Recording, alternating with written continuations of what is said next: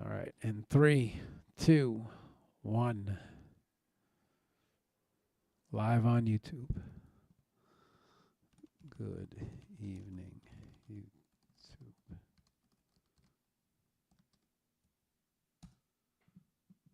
Okay. Next up is Instagram. Okay. In 3, 2, well, live on Instagram. Good evening, IG. Okay, last but not least, let's get X up here.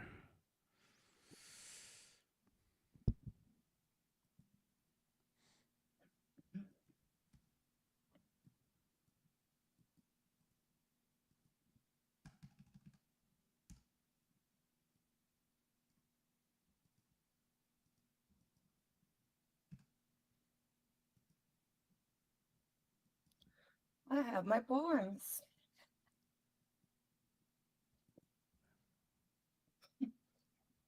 Okay, X.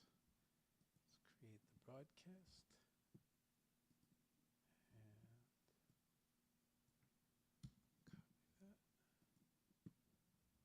And let's make a post. And that's all good to go. Okay.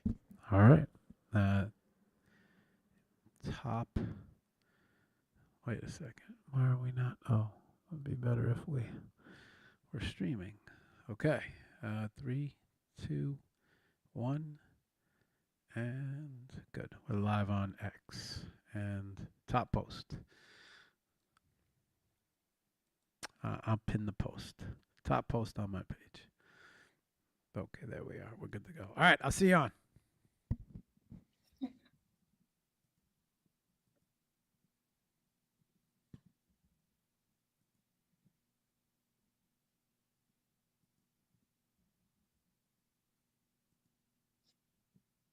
The highest rated independently reviewed. Come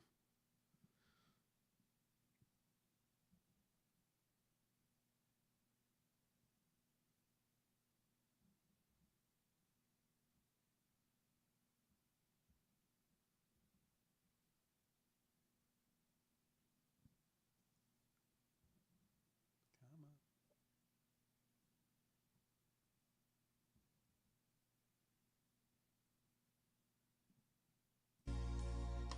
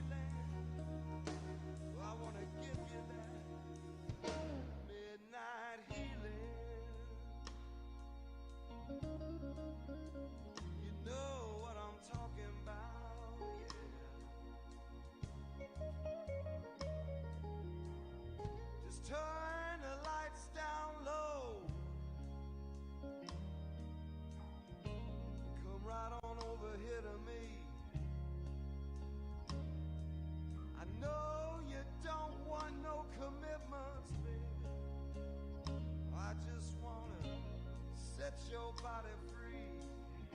And I don't care what's going on in the night outside my door. I just wanna get your head right, baby. Give you all the love I got for sure. So baby, if you've got that feeling, you know I wanna give you that midnight healing.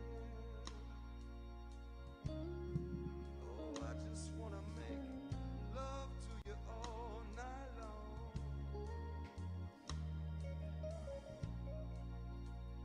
Midnight healing, baby. Yeah, you know what I'm talking about.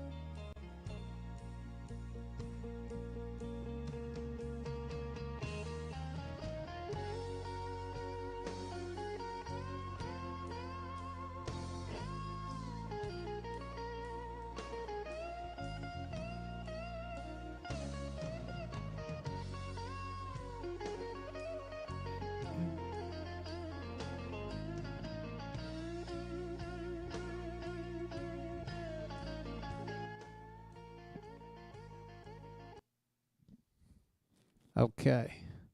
Check, check. All right. What's up, everybody? Hang on. Give me a second to get situated here. I'm a little all over the place right now at the moment. Let me make sure she goes. Okay, good. You got the screen. We're not center. All right. Let me gotta check that real quick. Okay. Let's see.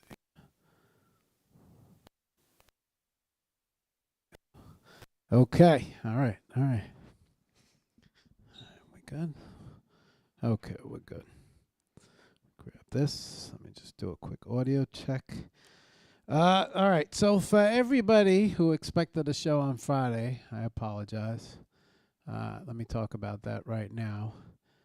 Karina was supposed to be a guest on Friday, and unfortunately, I was not feeling too good. What up, Hammer?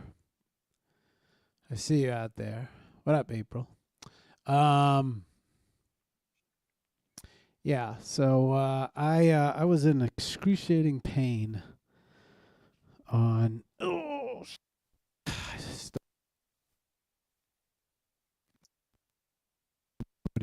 check. Okay, I got it. I was in excruciating pain on Friday, and I don't know what the cause of it was, but I had to cancel the show. So that's the reason why we didn't have a show. Now let me get myself situated here. I need everybody to have patience because I'm not exactly 100% tonight, but we're going to have a good show regardless. Why am I not? There we go. Okay, audio is good. Yeah? Okay, good. Audio's good.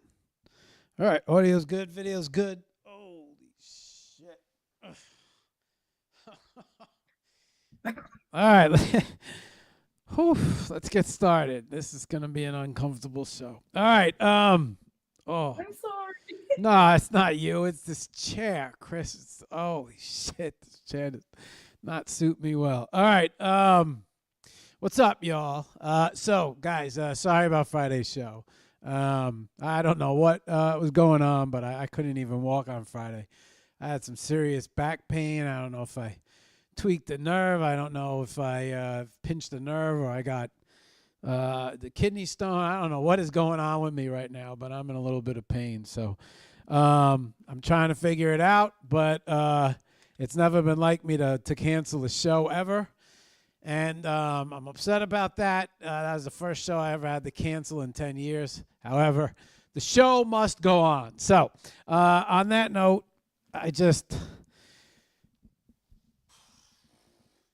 holy shit. On that note, all right, tonight's guest. This person is absolutely no stranger to HOP. She's been on twice already. Funny how we actually have Sash and Chris back to back because I met them both through the same community, which is 23 artists. So they're both great artists, both great people, wonderful human beings and great vibes. And not only that, but Chris turned the entire spaces upside down with her poems. And there's a lot more to her than her poems, but I know what you all are waiting for, and we'll get to them. But before we do, let's bring her on. Let's get to know her a little bit, and let's say hello. So I'm moving a little slow, so I need everybody to have some patience with me. Let's bring her on, though. All right, there we go. We got her. All right, Chris. Hang on, wait. Hang on. My screens are a little messed up here. Okay. Chris, say hello to everybody. Hi, I'm kind of hurting for you, and I'm feeling bad, but thanks for having me, and it's an honor to be here, and yeah, I hope you feel better soon. Yeah, me too. But let me tell you, compared to what I look like on Friday, this is I'll take this any day of the week over what I felt like and looked like on Friday. I couldn't even stand up. I couldn't walk. I ended up going to the ER. They found absolutely nothing, which is not technically true. My tests, they gave me all my tests, and then I ran my tests through Grok. And Grok was like, oh, according to your test, you have a kidney stone. And I'm like, really? Like, where do you see that? And it's like, well, it says you have blood in your urine. I'm like, really? And yeah, it's not chemical, it's mechanical. And so, Grok actually looked at all of my tests, my CT scan, and then gave me a summation. And it wasn't just Grok. I asked Josh to run the data through Gemini and ChatGPT as well. And they all came up with the same diagnosis.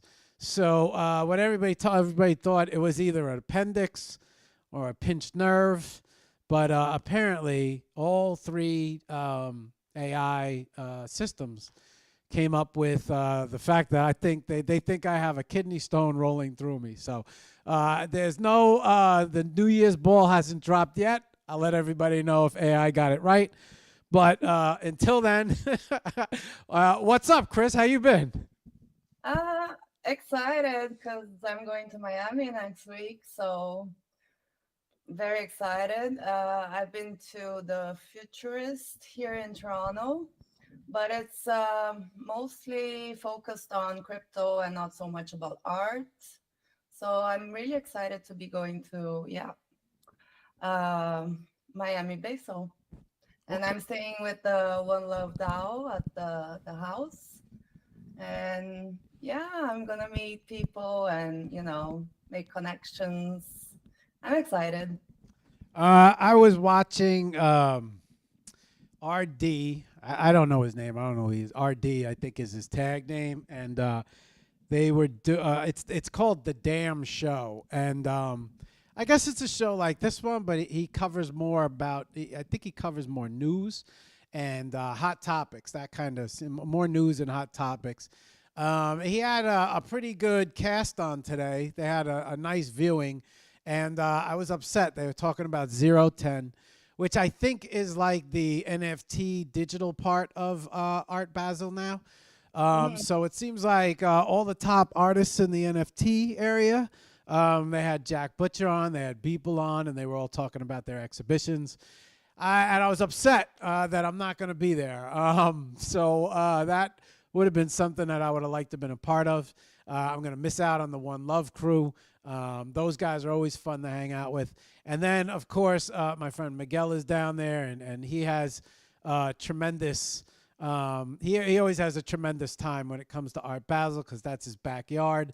And so I'm missing out on a lot of opportunity and a lot of fun. But you're going to have a good time. And it's just not my time yet. It's not my time yet. So Not bad, but there's always a next time. yeah. Like I said, it's not. I don't feel like it's. Especially I have my. I can't call her a pup, but I have my dog, and she's 17 and a half, and well, she's a handful. So unless I figure out something last minute, and I don't want to think the worst, but I think I'm probably not going to end up making it this year. But besides all that, I'm happy you're going. You're going to have a good time. You're going to get to meet everybody in Spaces. But before we even talk about this and get into this, why don't you do what we normally do? Standard protocol stuff, straight from the 15-minute shows. But this time, no rush, no clock, no ticker. Why don't you introduce yourself to everybody? Why don't you tell everybody a little bit about you, who you are, and give them a brief rundown to who you are. Go ahead. Okay, so I'm Brazilian. I'm also Canadian because my mom is Canadian. And I lived all my life in Brazil. And we decided to move, my daughter and I and my parents, 7 years ago to Canada. It's not my first time living here. I lived here when I was around 11 for 2 years and a half. Art has always been in my life, although I did 2 other courses I tried. I went to engineering first. And physiotherapy, I went all the way to the last year, and then I dropped. And that's when my depression started. So I talked to my parents, and they gave me it's not usual, but they told me, yeah, go ahead and do, fine art. So that's what I did. And I'm very happy I did that because I think creativity, having that, it just opens, a whole new world. And so what else? um, I did post-graduation in art history. I worked in a museum for a bit. I worked as jewelry. How do you say in English? I did it from scratch, so I have 2 things here to show. Yeah, and then I had my daughter, and life gets a little busy when you have kids, and yeah, that's a little bit about me. I love experimenting with art. Yeah, I don't know what else. Okay. So you're like I don't know. I never knew when you joined or when you became part of the whole Web3 Spaces. But I do remember you being one of the very first people in Spaces. That I remember. I remember that because I remember you and Josh going back and forth. And at the time, I didn't know who you were, but then I realized you're kind of a big part of Web3. You're very active. You're always involved with the 23 artists. You're always part of their shows. So, question. Let's go all the way back, right? Did you so let's go back and look at baby Christy. Did you grow up in Brazil? Were you born in Brazil, or were you born in how does the Brazil and the Canada thing. Like, how did that whole thing happen? If you were from Brazil and then ended up in how did and then when you were younger, were you anybody an artist in your family? I mean, were you surrounded by art? Any art going on by anybody in close to you or growing up? Did you do any art when you were younger? Yeah. So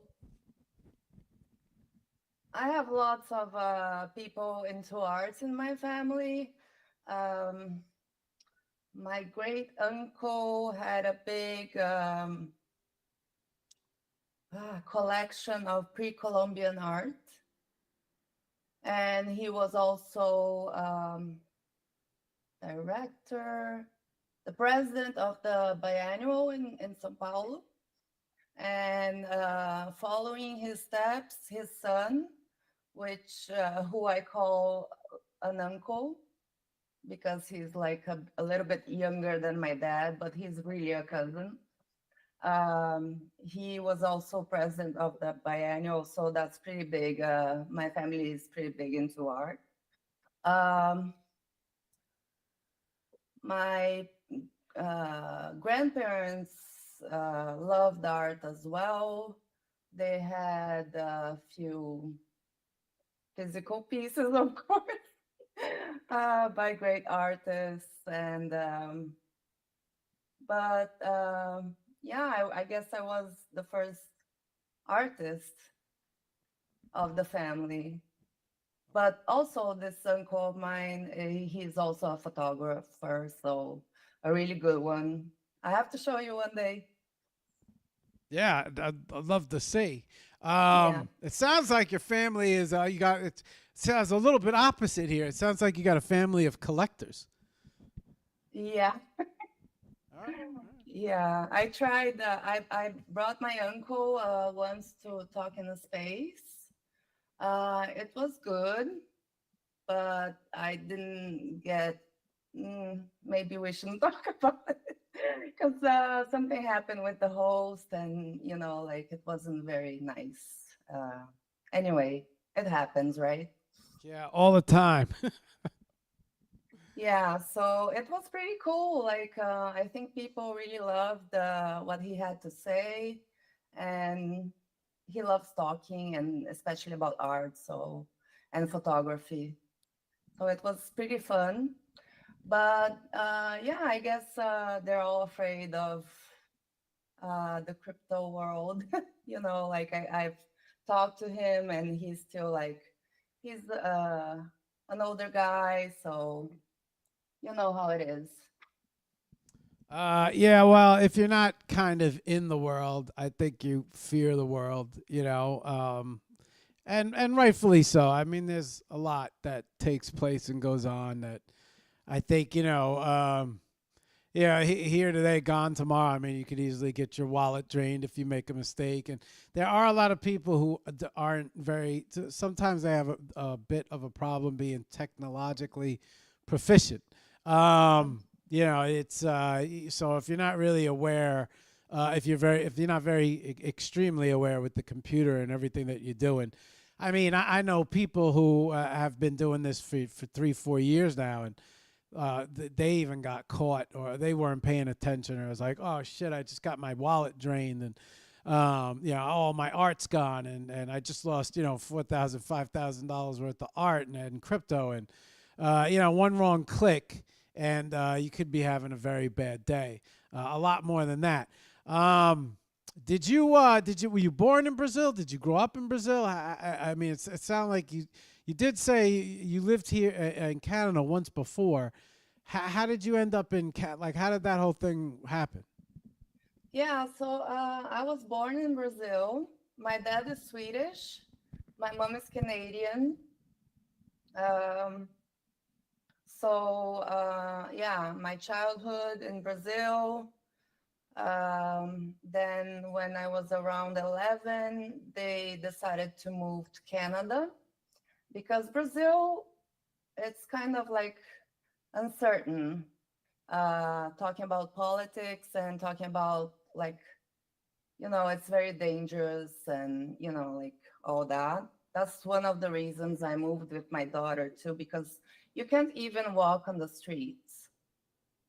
You have to go from your house to take your kid to the school, then you go to the gym, which is they're all closed areas. You don't actually walk.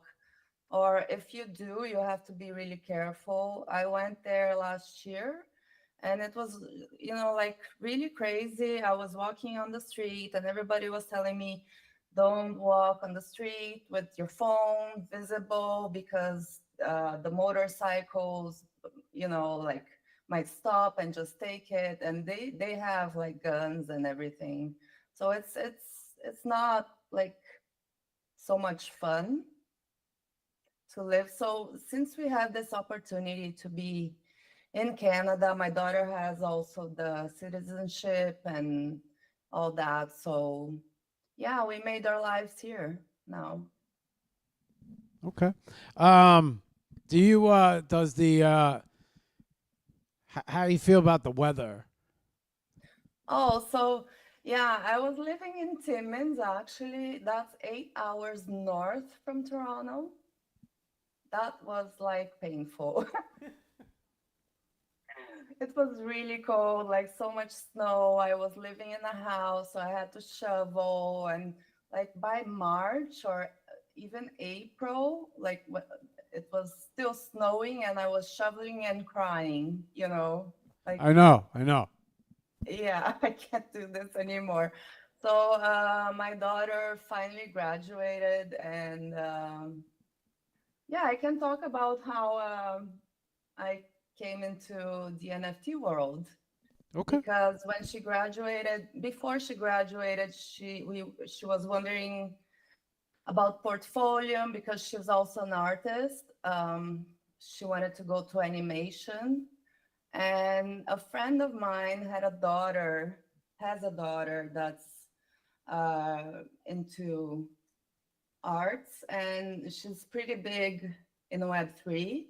Her name is Andrea. Her handle is Crown and Palettes. I don't know if you know her. Sure, sure, sure. I know you. Yeah. So we went to my friend's house to talk to Andrea about how to do a portfolio or how to, go about that. And she started like talking about Web3 and NFTs and all that. And my daughter was so confused, but also mesmerized because she has such an energy, right? She's such a and I was like, I heard about NFTs through a cousin before that, but hearing her, I just said, okay, I live in this little town. There's no art. I miss it so much. So I said, okay, I have to try this. So she onboarded me. Um, so yeah, so Louisa, that's my daughter. She moved to Toronto. She's doing animation. She's awesome. Okay. But Uh, anyway, yeah, that's the story. And then a year later, I kind of followed. I said, okay, enough of Timmins. My mom's family is from Timmins. That's why I was there. And I just missed it too much, the big city and going to museums and, seeing art. And my daughter, of course. so now, were you doing that, or have you done, or have you ever done any type of art before you got involved? I mean, I know you mentioned about some stuff in college. What type of engineering? Oh my God, I just did 6 months. So it was like the mechanism of lifting my arm and drinking a beer. Yeah, we. I learned that engineering too. Did you go for any specific engineering or just? I wanted, is it food engineering? That's called in English. The only engineerings you got electrical, you have mechanical, you have civil, and then you have I think environmental, if I remember correctly. I think Yeah, those. there's food, but there's also food engineering. That's what I was going to do. Okay. But yeah, I guess I don't know what they do because first year is like a little bit of this, a little bit of that. And Yeah, it's a general basic thing the first 2 years, and then they start to tailor it more into your major, depending on which major you're looking into. I never heard of food engineering though, but I guess I would assume that is an engineering. And well, I know they do mess around a lot with food. I would imagine that has to do with farming and things of that nature. And then physical therapy. yeah, Did I hear that right? And yeah, you I have you no clue, like I went to I was going to school and trying to decide what to do. And I talked to a teacher. I said, I want to be an archaeologist. And then he said, why? like Indiana Jones? No, I didn't have that fantasy of Indiana Jones, I just wanted to, like explore. I like stones, I like earth, and I like, history. So why not, Okay. it would have been a good choice. And, like teachers, like he told me, you're not going to make any money doing that, like just anyway. I said, okay, let's try. I don't know why I went to engineering because it has nothing to do with me. And physiotherapy, well, I was a swimmer. I like I don't work out so much anymore, but it was tough because we learned the theory, and in the last year we had to do things, and I was so scared to deal with, you know my first patient. He was a little kid, paraplegic with HIV, and I just couldn't. I would go home and cry, and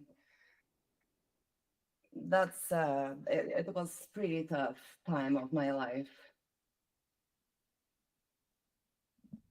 Okay. Um. So you took it to the end, but obviously didn't complete it. Didn't feel it was for you. Um. So you make the decision that you're gonna give NFTs, the art world, a try. Was there any art before that? I mean, did you ever do any art when you were younger? Any art in school, or did you ever, was there a draw, paint, anything? I mean, was there any type of art that you did before you would, decided to, get involved in the art world?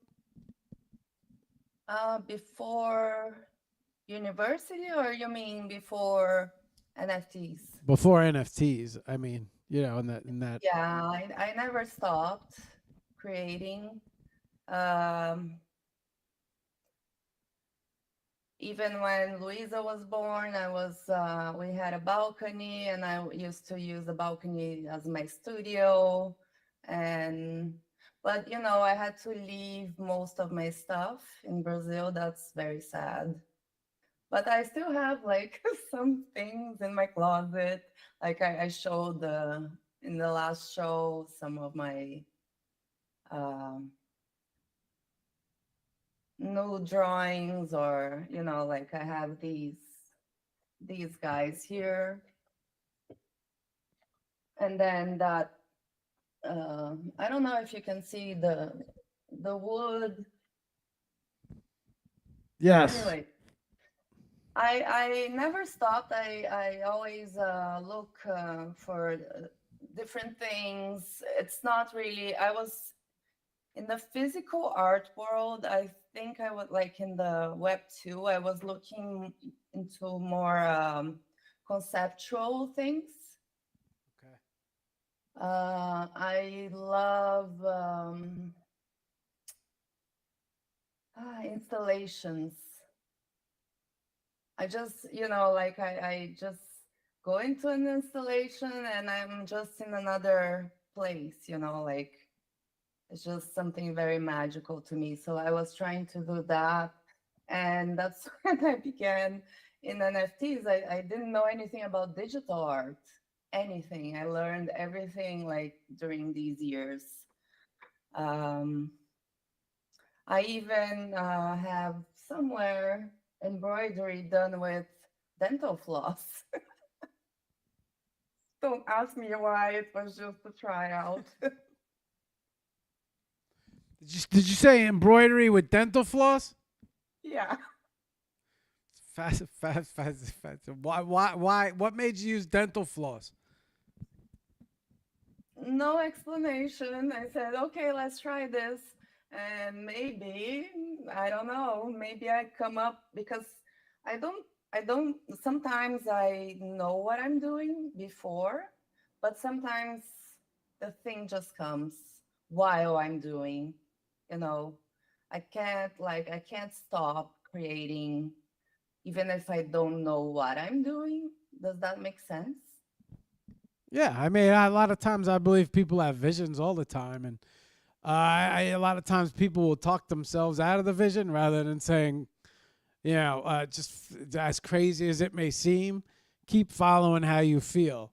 Because to me, that's like a leap of faith, especially if like a lot of people need a reason or an outcome, or they need to like see the ending, or they need to see some sort of reason behind it. So when they get something that they see and it's like so outlandish, and it's, you got to follow that because, even though that end might not work out, the lesson in between might be what you're supposed to learn.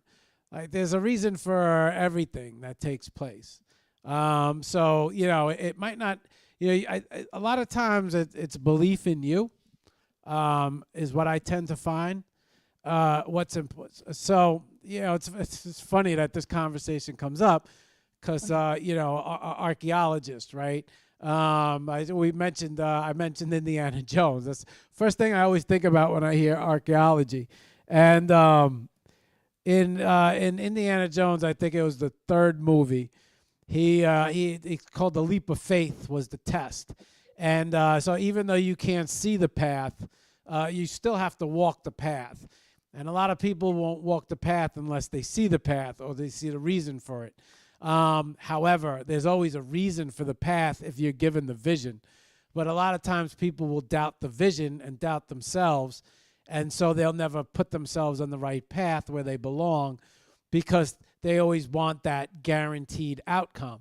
When a lot of times you might fail, but within that failure comes the experience or comes a learning lesson or perhaps even comes a better idea, And when that happens, you might get this vision to do one thing, right? And then you start to do it and it fails. But during that vision or during that time period of doing that, you get a completely different other idea for something else when that might have actually been what it is that is supposed to succeed. But if you never, take that first step, you'll never get to that second step. So, that's how I kind of see that, especially when it comes to things where you're like, I'm really supposed to do this. And I do believe that's the universe. I do believe that's the universe challenging you to have faith and belief in yourself because it's sending you the messages, nobody else, I don't know if any of that, what I just said made sense, but it made sense to me, No, it does, because um, I started with these embroidery works because I was in a block, you know. So I said, okay, let's try a new thing. Let's not paint anymore, and I cannot sew anything, believe it or not. I didn't know anything about sewing, and I still don't.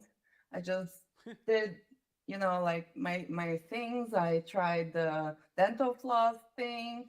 It didn't go anywhere. And I don't think I lost any time. I never lose any time. If I try something new and it doesn't work, it's not, it's just what you said. Maybe it will become something else.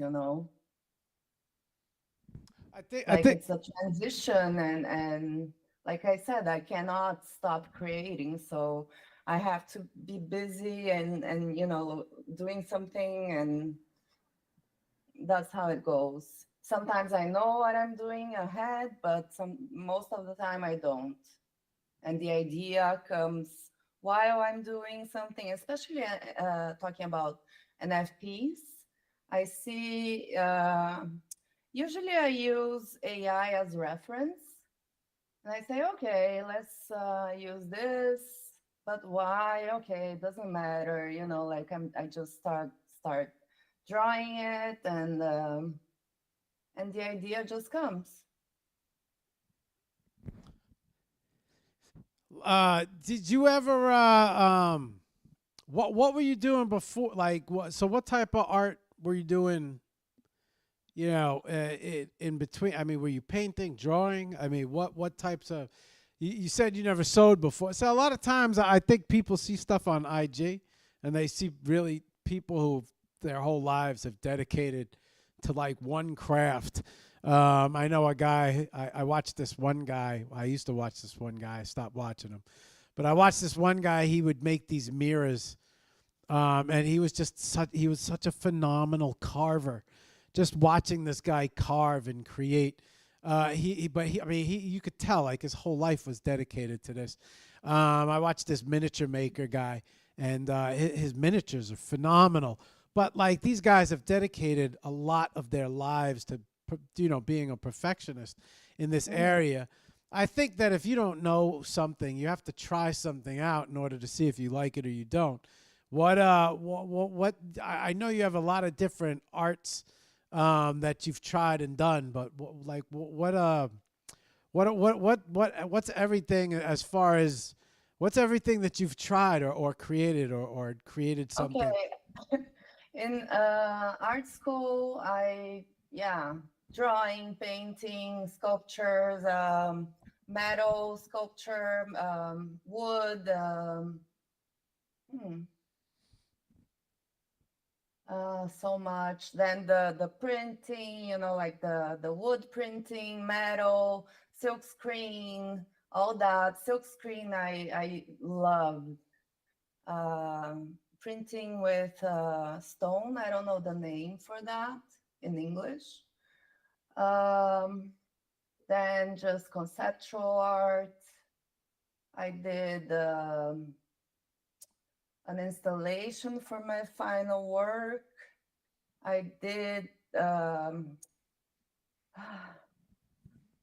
when you go to this downtown and do like urban art or something like that, it's called something like land art, but in the city. I did that. Then I used, before all that, before I went to art school, I did a little art school and I used some product on styrofoam to melt it and then just painted over it. And it was like crazy work. um, what else did I use? I did my sewing. That is called, I use, like I think it's pyrograph. Oh, is that Or when you're burning the wood? Pyrography? yeah, yeah. Okay. What else did I do? So much. Installations. Oh, yeah, for school I had to do a performance. So I went to the park, took a bed, and just laid down with a book, a side table, a book, and people were like, "What the hell?" Like people exercising and me there. So you were laying in bed reading a book in the Yeah, park? no, I was sleeping, but I had like side table with a book and a glass with water. Like, oh, I'm gonna sleep while everybody's like working out. Oh, that's Crazy. Then I worked with jewelry, okay. glass, painting in glass, not doing that thing with the blowing the glass or anything like that, but I painted on glass. I learned how to cut the glass. Oh, I forgot about clay, ceramic. Um, then in painting, I use acrylic, I use oil and watercolor and all of something that's called gouache in Portuguese. I don't know if it's the same in English. And lots of different materials, lots of different supports. Hey, Chris, do me a favor. Just tilt the camera a little to the. Oh, Let's see. You're right. Yeah, maybe it's. Yeah, there you go. There you go. Yeah, yeah. Thank you. Thank you. Um, is that little wood figurine anything to do with you behind you? no. Oh, all right, all right. So, I was, guys, I was curious if that had anything to do with you. So technically, you have a lot of art experience, Chris, especially when it comes to physicals. Um, so is that everything that took place during art class, art Yeah. college? Well, the glass and the jewelry, no. And then the embroidery, also no. Uh, oh, I learned photography a bit in school, but I was never like really good. uh, yeah, What I guess what did you like the most out of all of it? I really love ceramic because it's funny, but all my energy, I would work and work. You have to like always be pressing the clay not to have any bubble, and um, that made me, like I would leave all my negative energy with the clay and just go home and just feel like in heaven.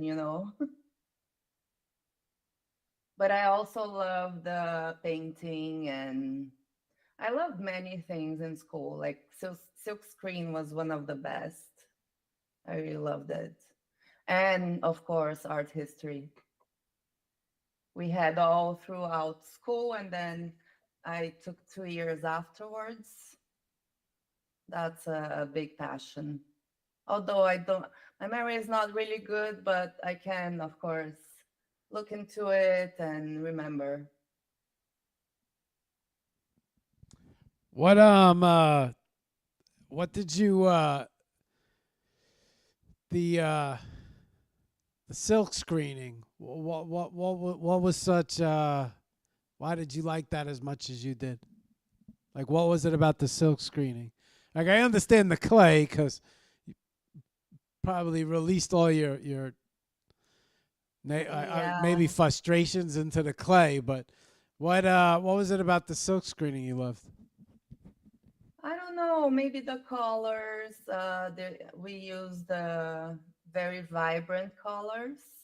Well, you could use black and white and other colors, but I don't know. I just love doing the movement and seeing what would come out of it. You had to do like several. I don't remember very well, but I remember you had to do like uh,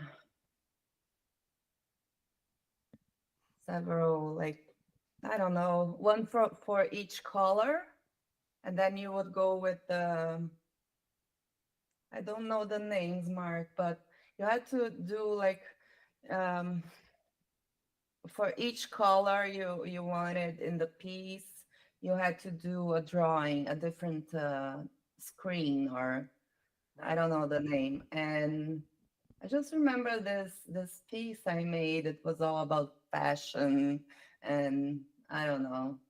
I used to love doing that. Like metal I hated. Uh, I said, oh no, like I like this. I didn't even draw on it. It was just like I like this because it was already there. It fell, or the I'm losing my English. um, it was there because it was there, and then in the end, he told me to do research on printing on metal because he wasn't very happy with me. And at the end, I said, "Oh, you know what? I don't like to do this." So that's what happened. You don't have to like everything, right? No, no. The point of trying everything, Chris, I think, is so you figure out what sticks and what doesn't.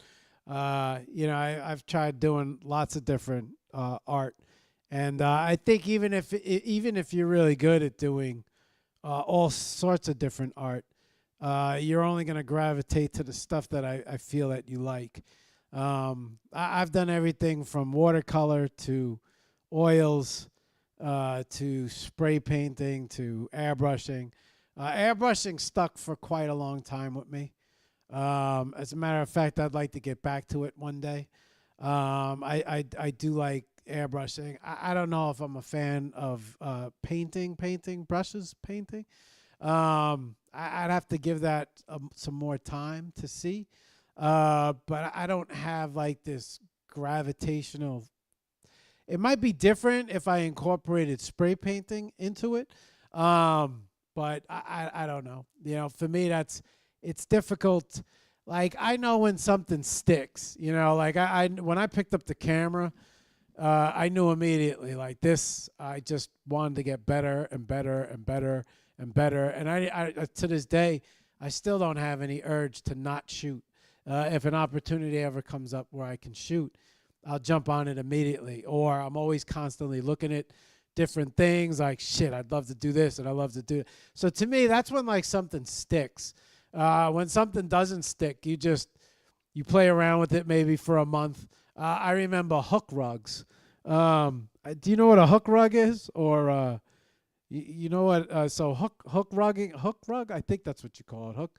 So you have this hook, and they give you this. You have this like design on a plastic, and so then you hook the actual rug. I don't know what you call it, but you would hook the rug pieces and pull them through, and then the rug piece would loop around, and you do one at a time. And then eventually you'd have a pillow or you'd have like a rug that you could lay out. You see it today with they have a gun now. So like now they have a gun that they set up and it fires, and you fire it from the back of the piece. And you lay your design out on the plastic and then you color it. Now that looks pretty cool. But I couldn't. The time it took to go latch hooking, I think it's called latch hooking if I remember correctly. The time it took to do like one at a time, I was just, oh my God. Like I didn't have the patience to do that shit. I was just sitting there doing like one, like, oh, all right, this has got to be black. This one's got to be, and you have to go on the design. And then when you're finally done with it, now they just got this gun that does it automatically. You load, the piece, you load, I don't know if it's the yarn or the material. You load it right into the gun, and you watch these guys do it because they make these little whip videos where they and then they turn the rug over and they shave the rug and then they carve it certain ways. I mean, from what art has been, from what it was to what it has come to, there's so many different like so much tech has entered it. Like so like I remember like hook rugging or latch hooking, that used to be like a big thing in school. Like you used to but I never had the patience to finish any of the shit. Like it would take forever to finish it. Like it would take like a month to do this thing. I'd get halfway through it and I'd be like, Oh, fuck. I could do it easily. Oh no, I can't. I can't. It's like, you know what it's like? Is it Since my embroidery? year, it took me like a year. Yeah. So I don't have the patience to do that shit. Like I would get halfway through a pillow and I'd be like, all right, that's enough. And that'd be the end of it. I think I might have finished one pillow. It was Rudolph the Red-Nosed Reindeer, if I remember correctly. And I sewed bells on them and all this shit. I actually finished that pillow. I think my mother still might have that pillow as a Christmas decoration. That was the only one I ever finished. And it took me forever to finish that one. And I had a lot of them. I had Smurf one. And these things were like big when you were younger, right? Let me tell you something. If I had that machine today, that gun, because like now I watch these guys, they print out the piece or they 3D print it, then they draw the design on it through a projector, and then they color the parts, right? But then they have the gun, and the gun just you go line by line and you fill in the colors, and it goes fast, like you could fit. And then they flip the rug, and then the fun part looks like they're shaving it. You know, they're cleaning it up, they're shaving it. Then they cut these diagonals into it. Like I never saw shit like that when I was younger. Yeah, when I was younger, I was just sitting there. All right, that's enough. You know, like I had enough. So like now, you know, it looks a lot different. Like I could probably finish a pillow in a day if I wanted to do one. But you know, I didn't have that. I think the internet has opened up. You know, it shows. You know, when you see someone else doing something, and you see their take on it and the way they do it, I think it brings inspiration to something that you might have lost inspiration with. You know, there's things where there's things where I'm watching other people do and I'm like, oh shit, I'd love to do that. Where I tried it once already, but I wasn't really about it. But now watching them apply their style and the way they do something, I'm like, yeah, I could give that another crack. Like I never thought to do it that way, or I never thought to create that way, or I never thought, you know, that's an interesting take or an interesting style. You know, let me apply my ideas to that style. Whereas like my style was just blah. You know, and so I think when you see somebody take something to the next level, that's very inspiring, because when you see something go to the next level, you want to take it and then go to the next level with it. You know, so like even though even though you didn't like metal sculpting, or, you know, if you saw somebody creating something with metal, you know, that like blew you away, that like really inspired you, you'd probably give metal sculpting another shot, because now you've become re-inspired because you saw somebody do something interesting that, you know, spoke to you or resonated with you. You know, so I think, you know, things work differently. You wanna talk about that piece? I know you were trying to show me that piece behind you, but you want to talk about that piece that you sewed, since we're talking about, and not only that, but maybe the mask as well. I don't know, because I don't want to move much. All right. But it's a memory game anyway. Like it took me a year. It's all embroidered with Now sequins. is that sealed in plastic? Like, did you seal it in acrylic? Yeah, So yeah. those are all sealed in there. And then it has two sides, so I have no place for it at my house because it's a small house. But it's pretty cool. The other side is all black and with two, similar pieces turned. So yeah, and I use the medicine caps. Uh, it's clonazepam. I guess most of you know. And I do take them, unfortunately.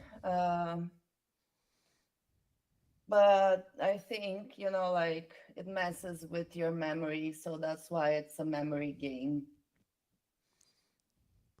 You want to give people a closer look, or you just want to leave it there? Can I stand up and you tell me if you can see or not? Sure.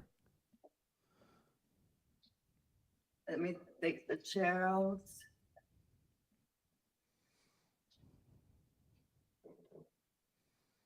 I can't see anything, Mark. Yeah. Could see it better. So each has their pair. These two are the same.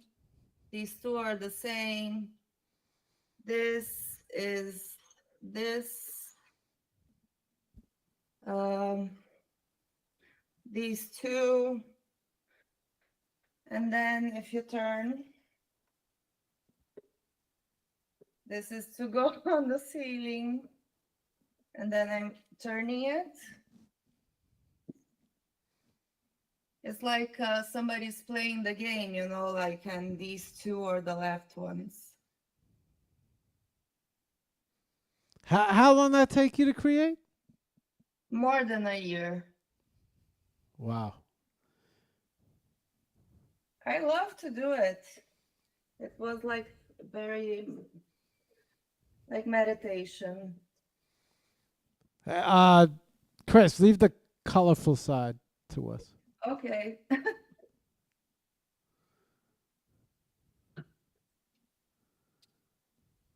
Well, you did you well, I guess not, but when you sealed that in acrylic, did you have any thoughts about that? Or Well, actually, I didn't do it, but I knew how I wanted, and I talked to the person, and she did it.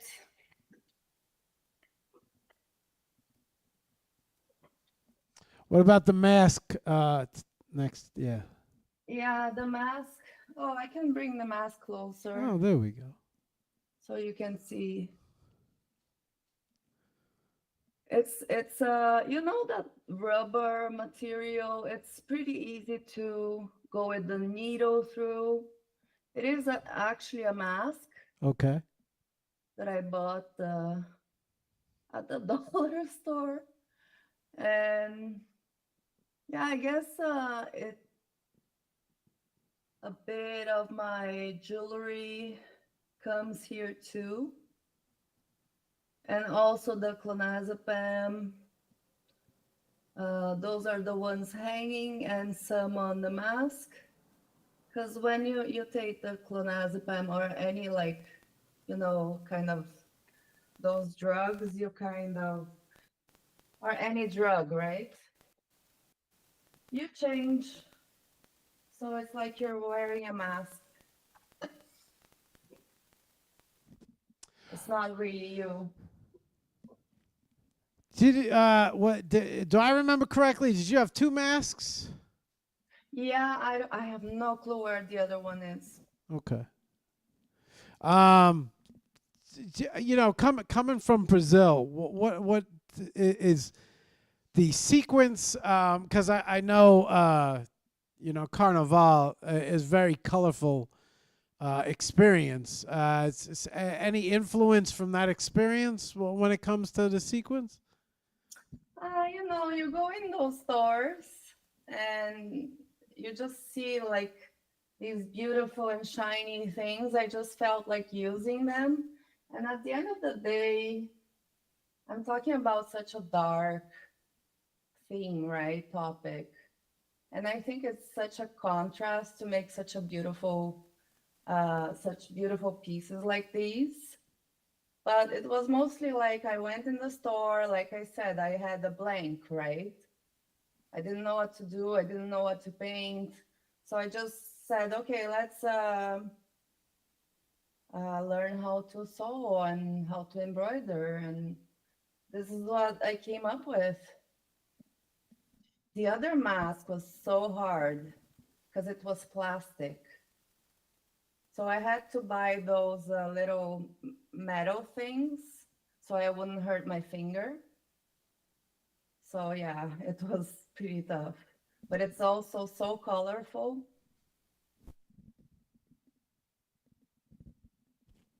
Um, okay. You talking about thimbles, right? Uh, I think that's what it's called. I think it's called a thimble. That's the thing you Yeah, put on. for to protect your finger when you go in with the needle, it's like a hat. Yeah, right. Right. I'm almost positive it's a thimble. I'm almost. I think I'm gonna make sure I'm right now. But so you have a little bit of taste for create. Yeah, thimbles. That's it. Um, you have a little bit of a taste of creating fashion. I almost feel like there's a lot of I mean, the what when you were doing the screen printing, was it for clothing or was it for just No, it was artworks? just for paper. That was It paper. was on a paper, Okay. and it wasn't only the fashion. It was I did an owl too. It's I have it here, but I'm not. No, not here. I have it here in Canada in my apartment, but I'm not going You're not to showing it? look. I'm not gonna look for it because I have no clue where it is. Okay. Um, Sorry. it's all right. What about talk to me about the NFTs and talk to me about digital art and finding the space and wandering into it and then becoming part of it.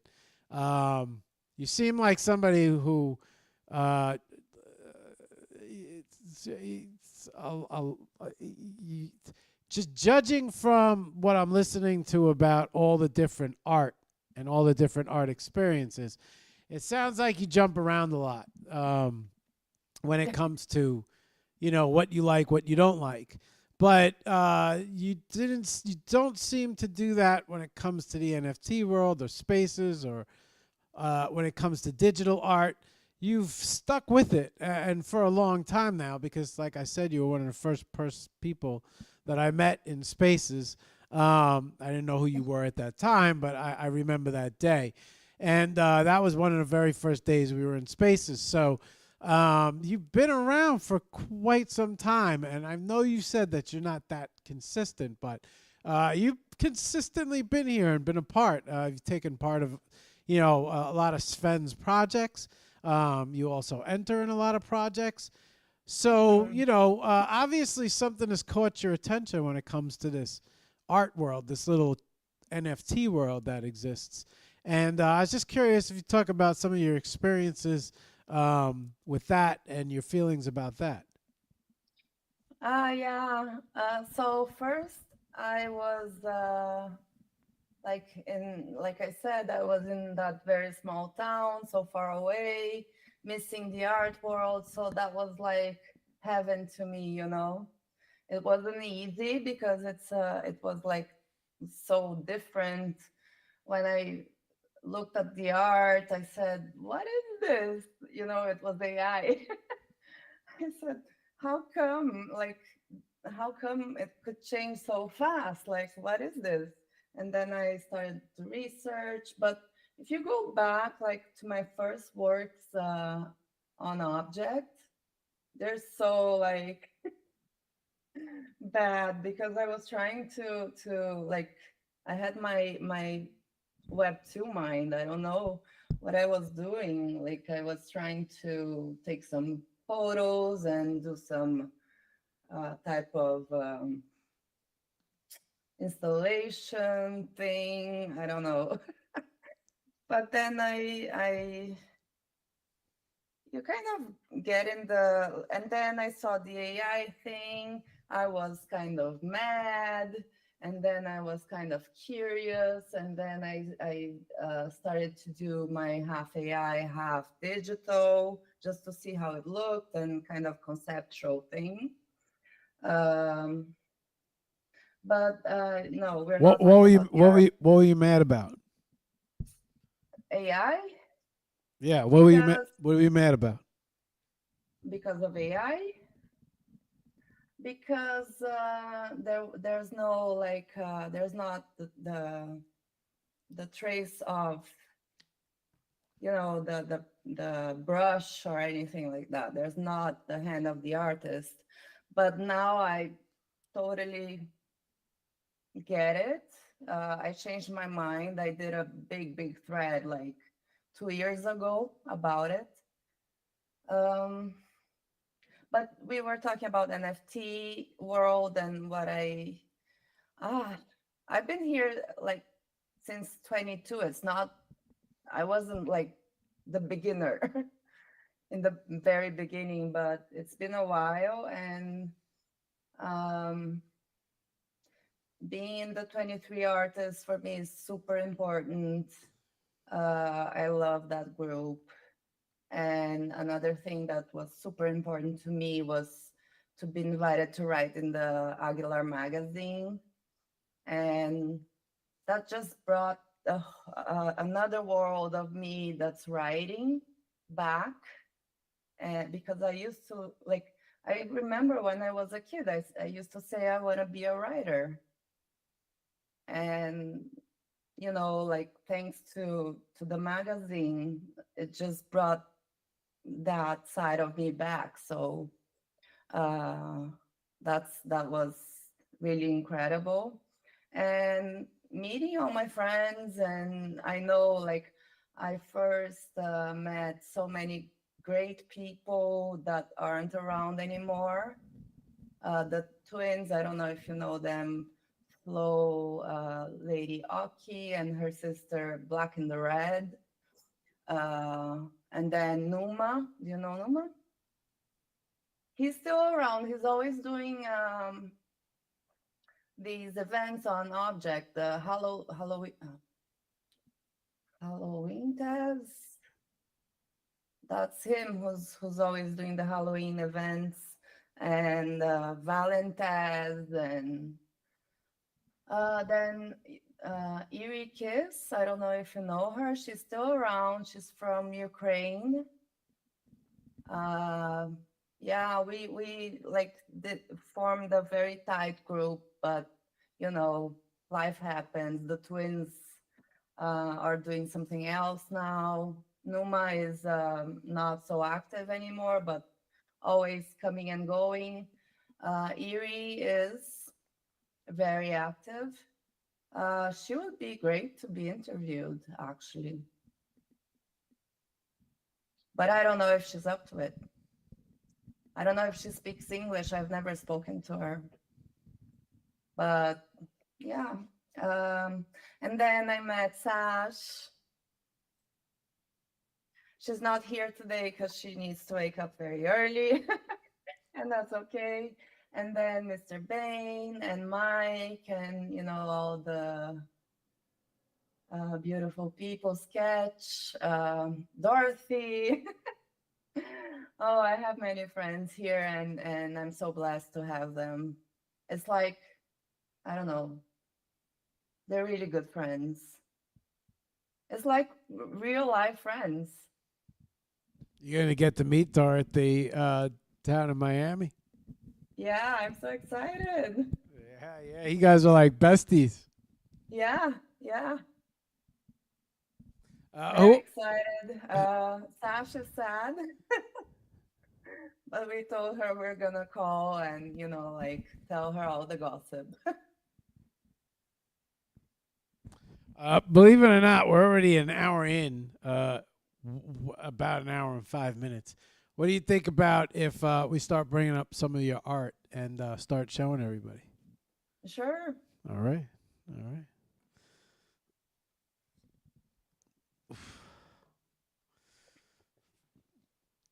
Oh, shit. And I have the poems. I know.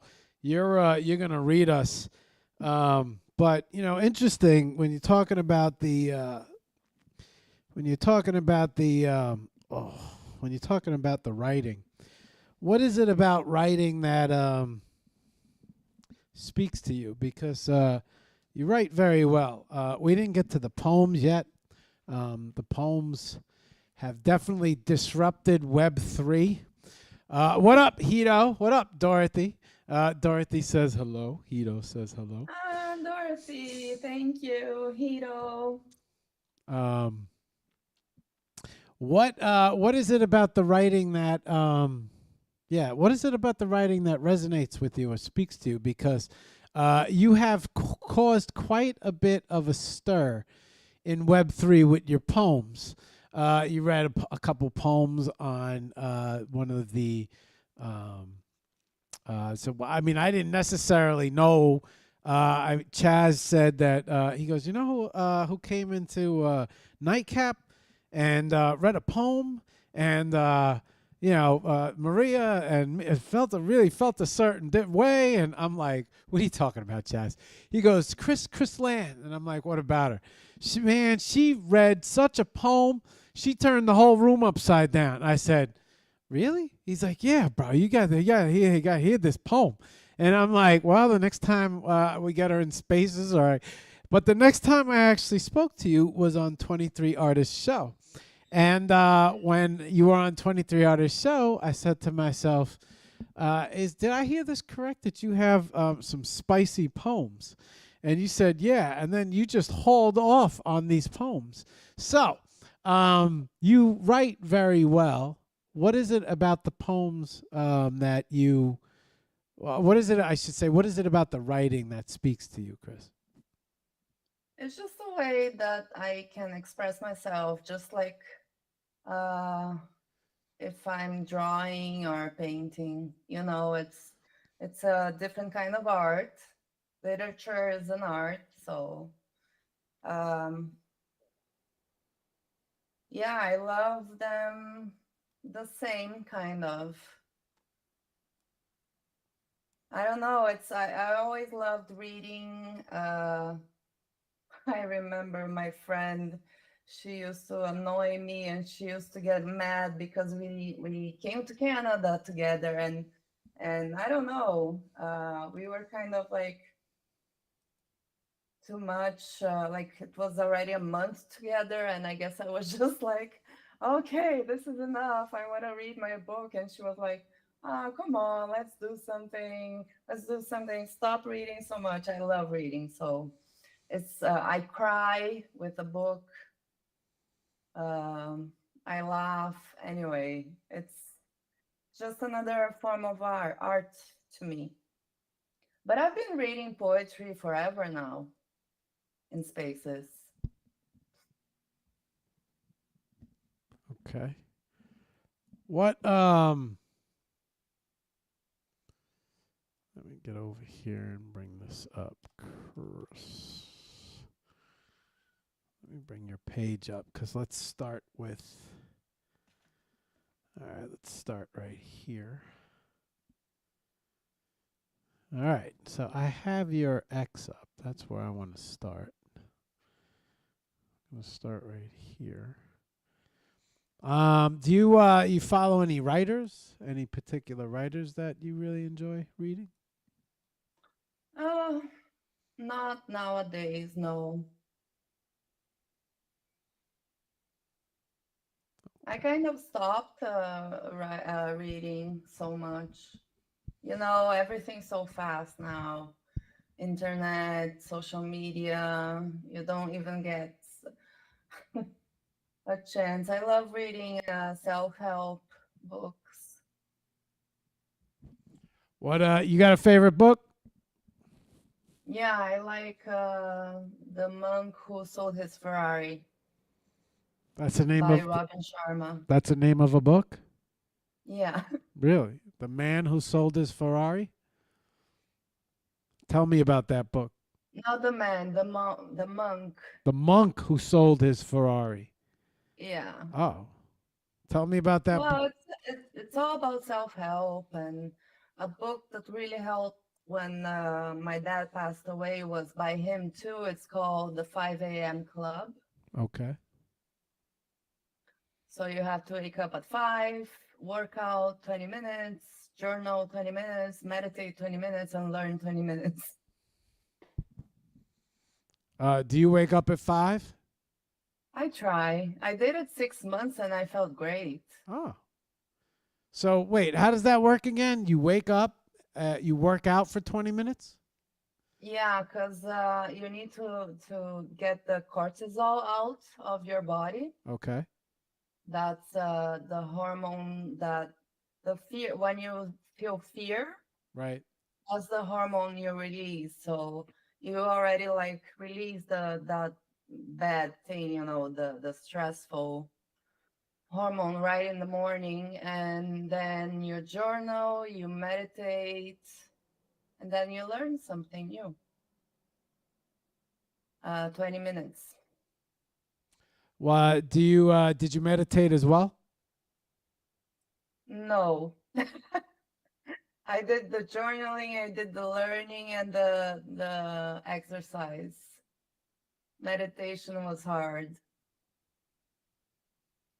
You know, every big successful artist or musician, a lot of people say that their lives changed when they started meditating 20 minutes in the morning, 20 minutes at night. All of them say the same thing. Oh, but I have to say something Go ahead. about that. I think when I'm doing my art, I'm kind of meditating. You're in a Uh, meditative state. yeah, Okay. I'm just like my, I'm all the way into that. There's no space for anything else. What what do you consider, like, does that come through any type of art when, or does that just come when you're creating? A lot of times I say that when you're sitting and you're creating as an artist, that that actually is meditation in a way for people. You obviously feel the same way. Does that go for anything that you're creating? No, like I've done pieces that I was crying all the time in pain. Okay. More like a release. Yeah, but kind of, because it was so difficult to deal with what I was trying to express, and I just wanted to go all the way into that and try to express it the way I was feeling. So I would just do it crying anyways. I uh I have the piece up that is behind you. It's actually the first piece on your IG, the front and the back. So it's just going to show everybody the memory board, memory art game. That's where I'm starting on IG. I went through your website to show everybody your website. You have a pretty interesting resume here, Chris, that I felt like you didn't even touch or talk about. You have quite the experience when it comes to art, especially in schooling. Fine arts, a bachelor's degree in fine arts is also art history. Um, that you seem to, what is it about art history that you find so interesting? I want to know everything, like how,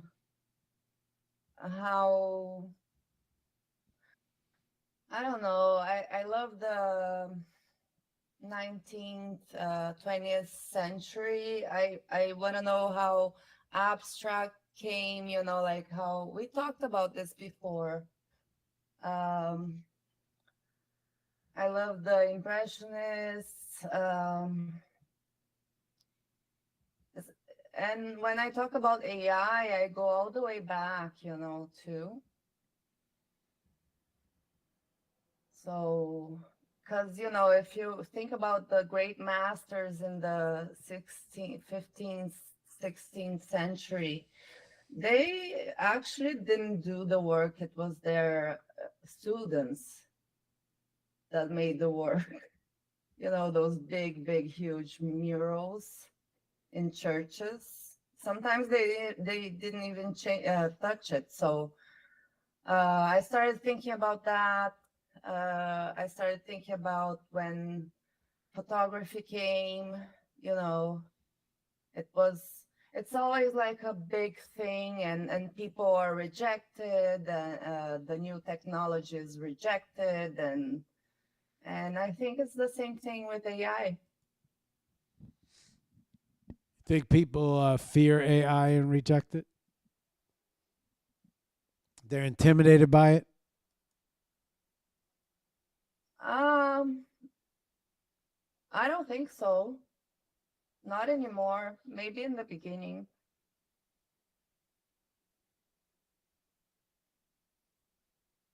But you never know what people are thinking. Are these blinds that you're drawing on? Yeah, I still have them. They were in the museum in Timmins. What did you do? Where are you, Mark? Are you on TikTok? I'm on. Do you have a TikTok? Yeah, somewhere. Okay. All right. Let me check out. I didn't open up your link tree. Let me open up your link tree and look around. Ah, I got your TikTok. Um, yeah, I got your TikTok now. Yeah, no, but I don't use TikTok anymore. But yeah, they were blinds. I was actually on your oh yeah, I was actually on your IG. Oh, holy shit! So you used to do full blind sets like these? Yeah, that's patience. Yeah, you ain't kidding. No wonder you said you could do the hook rugging. Yeah, but like Web3 is so fast.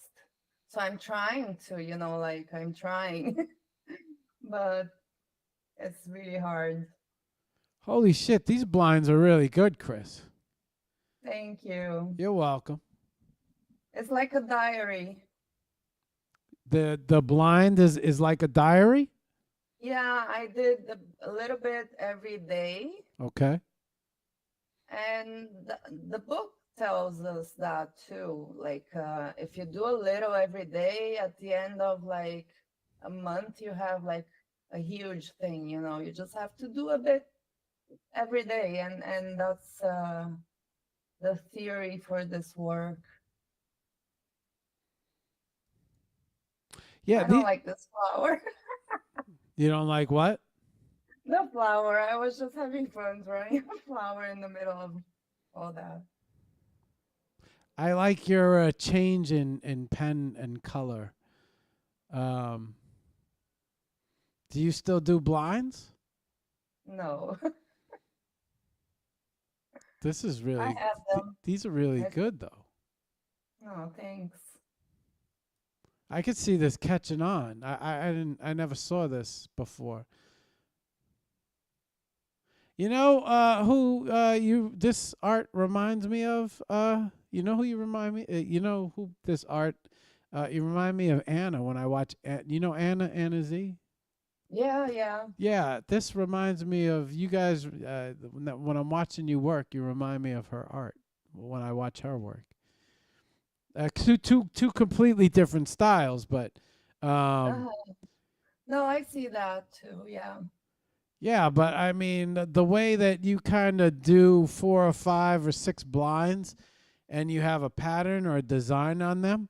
Hmm. Yeah, this is I've never seen this. I wish that this is something that is very you could focus on this. Um, you could do so many things. I never thought to do anything on blinds. Yeah, this is pretty. Do you what else did you draw on, Chris? Well, I remember the piece that you showed. Didn't you have a piece that you did like this? But it was long. It was a you unrolled it like the sea scrolls or Yeah, something, that right? was my yeah. That was when I ended the how I ended my university. It Cause was that your final project? These yeah, cause did I? Oh, because I was taking so much medication, I couldn't. I shook so much. I didn't know what to do for last work. It was really sad. So I just got the most difficult tool for me, which is the ink pen. And I just like started to register the shake. And this work in the blinds, it's where it comes from, but I don't shake anymore here, right? But when I did it for university, I can get it. yeah, It's go get it. easy. Go get it while I show this.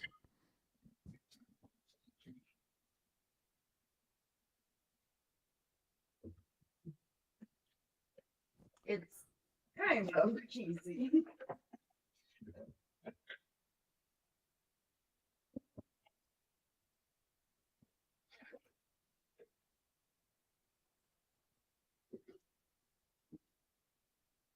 I have a bunch, see? Oh. I told you you had the Dead Sea Scrolls.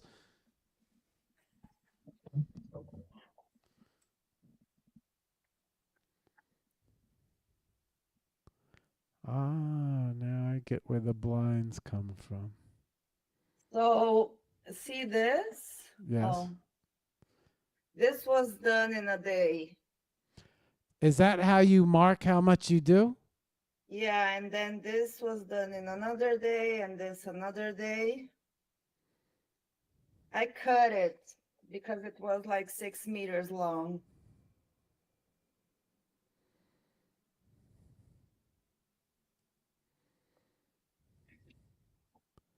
And you can see, you kind of can see my moods, right? Look at this. Huh. I just left it that way. I guess I was kind of mad. That ink part was your upset? Yeah, but if you look here, oh, sorry. You didn't feel If you like, look here, right? it's a different mood than if you look here because it's so smaller. Okay, so talk to me. What type of mood are you in when you're doing small designs? Oh, I don't know because this is this. I guess I'm in a patient mood. Well, there's no change in moods when it comes to these blinds. You wanted these blinds to really have some sort of a design, a unique, a full. You did, Yeah, right? yeah. I, it was like a landscape, a mountain or something. Do you do this type of create? You know what I wanted to ask you? What medication? Oh, so many because it's been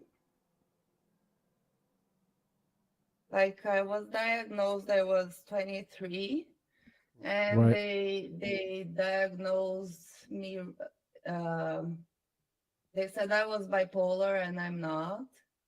So I took lithium. I took really strong medicine. Um, Only when I finally changed doctors, I was 29. So I feel like I was a guinea pig from 23 to 29.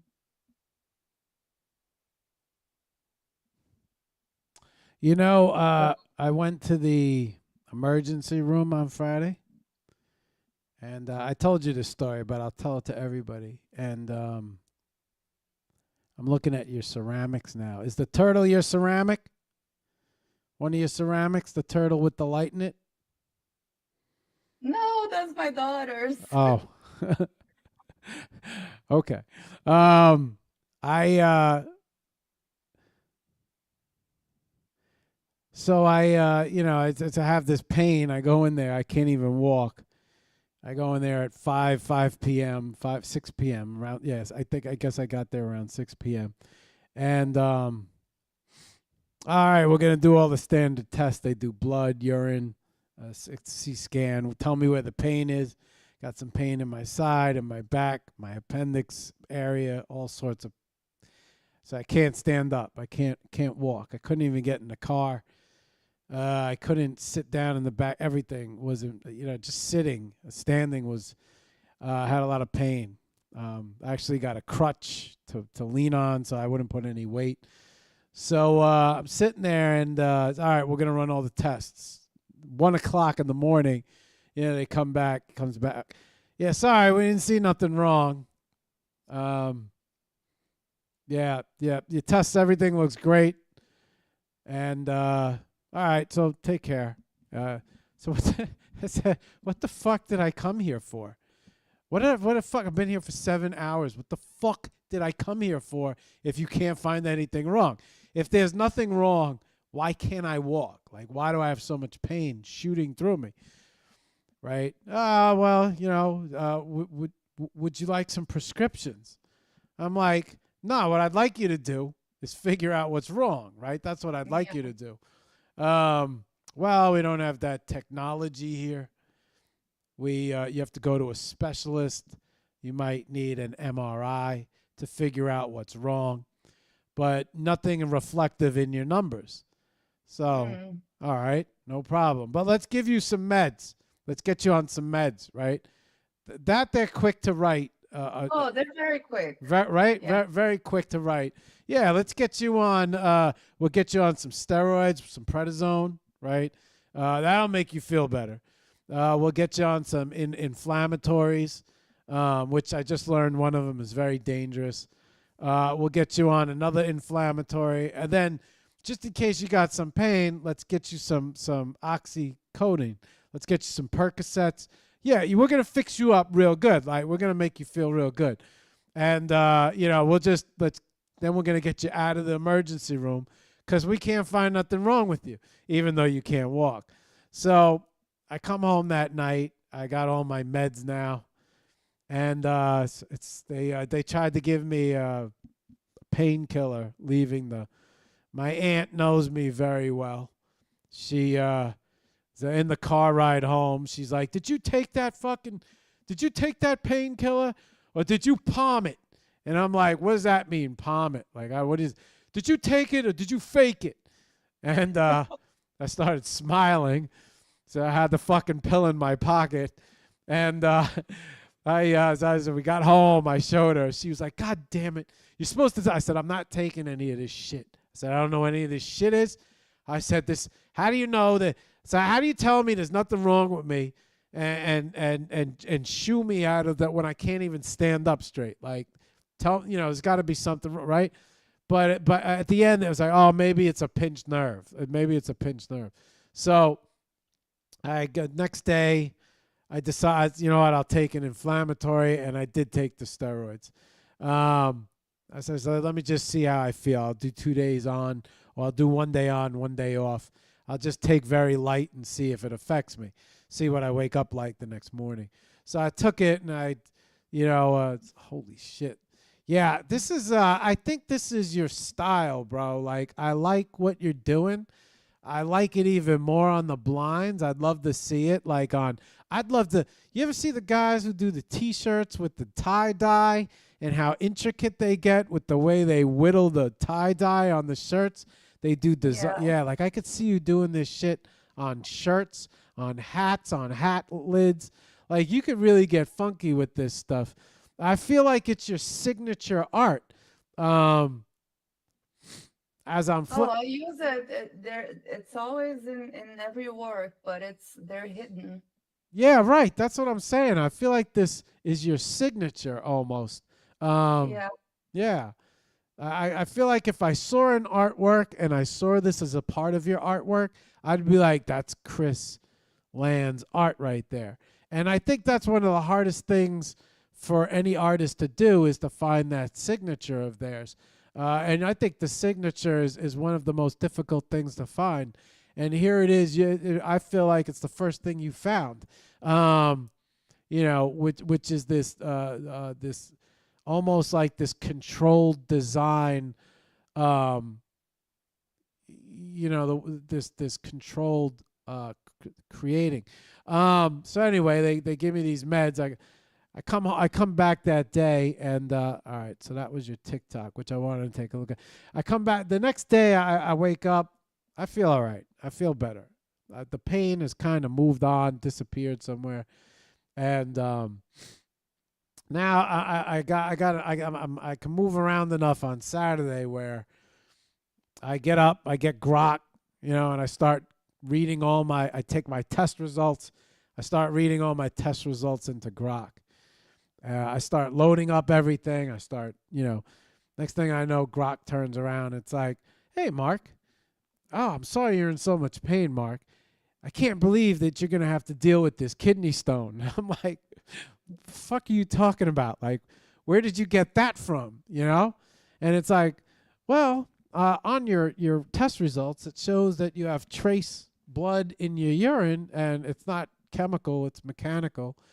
And so that means there's something dinging around, scratching you. And, if you put all the pieces together, it'll explain why the pain, why I couldn't walk. It kind of, all the pieces fit, right? Everything fits when you look at the whole situation. And I'm saying to myself, is AI, as I get Josh on the phone, I'm like, do me a favor. I'm going to send you all my test results. Run this through ChatGPT and Gemini as well. He runs it through both. Both spit out the same results. Most likely case, there is a kidney stone. So if that's the case, why didn't the CT scan pick it up? Well, it turns out that CT scans don't pick up, 2 millimeters and below, very small, hard to see, might have missed it, so forth and so on. But here's my thing. You're a fucking doctor, right? You're a doctor. How did you miss that? Like, how did you miss that clue? Like, that's a pretty big clue. Blood in the urine. There's obviously something going on there. So if that's if that's a fuck it, right? Like, why are you not looking at the tests and not concluding something like, oh, you know what? You might actually. And so now the pain has traveled from my back down to behind, like where my appendix is. Then now it's on the side. Now it's right in front. Now I feel bloated. So it's like checking all the check marks, and everything else is drink a lot of water. You're probably going to end up passing it. You'll feel it come out, so forth and so on. Now, I don't know if Grok is right. Maybe I do have a pinched nerve. Maybe doctor knows best. But if I shoot a pebble out while I'm peeing, let me tell you something. That just I've said it 100 times on this show, that emergency rooms will kill you and hospitals will kill you because they misdiagnose everything. And that was the point of my conversations. They don't. I'm not even gonna comment on that because I'll probably be 2 hours talking about this.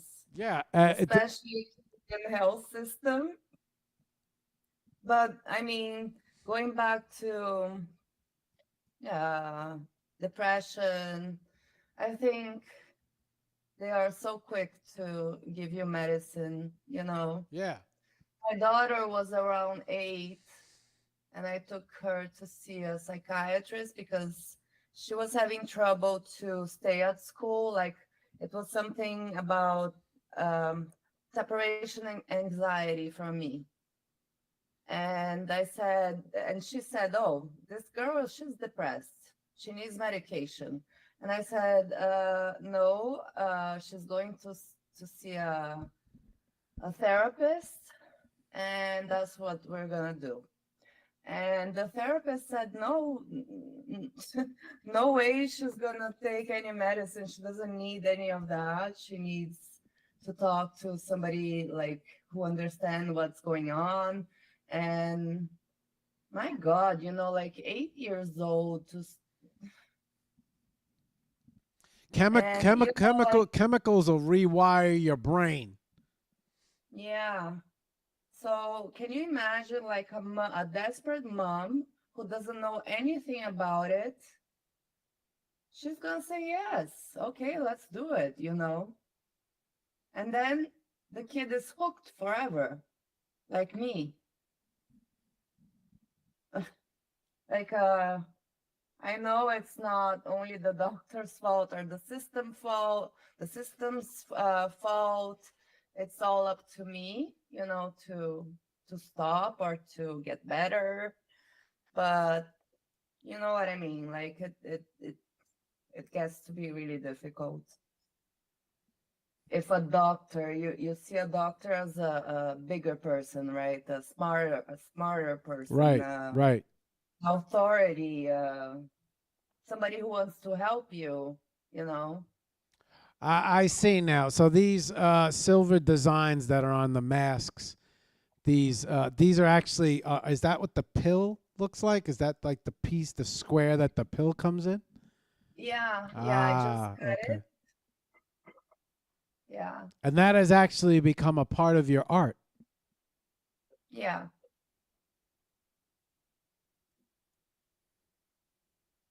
That is interesting.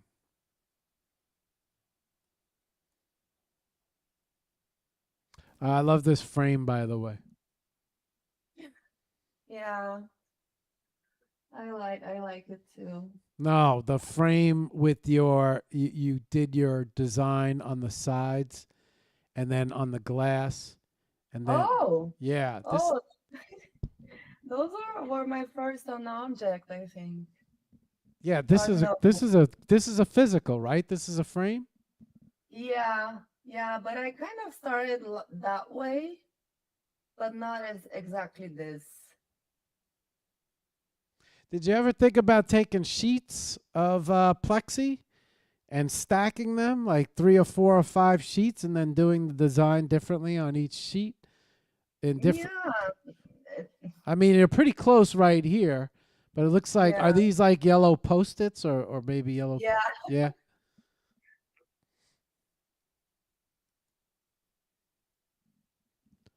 Yeah, I Yeah, think I I could go back to it, like there's so many things I could do with it. There's a work, um, a recent one. I did that design with glue gun. yeah. It's called Which Sky. It's an object. One of my last pieces.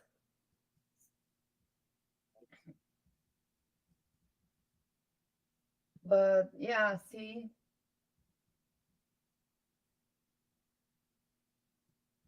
I could explore that for sure. Do you have more art on your Webby page? Mm, everything that I have on object. Oh, I put 3 works that, no, 1 work, 2 works on Instagram today that aren't minted, minted yet.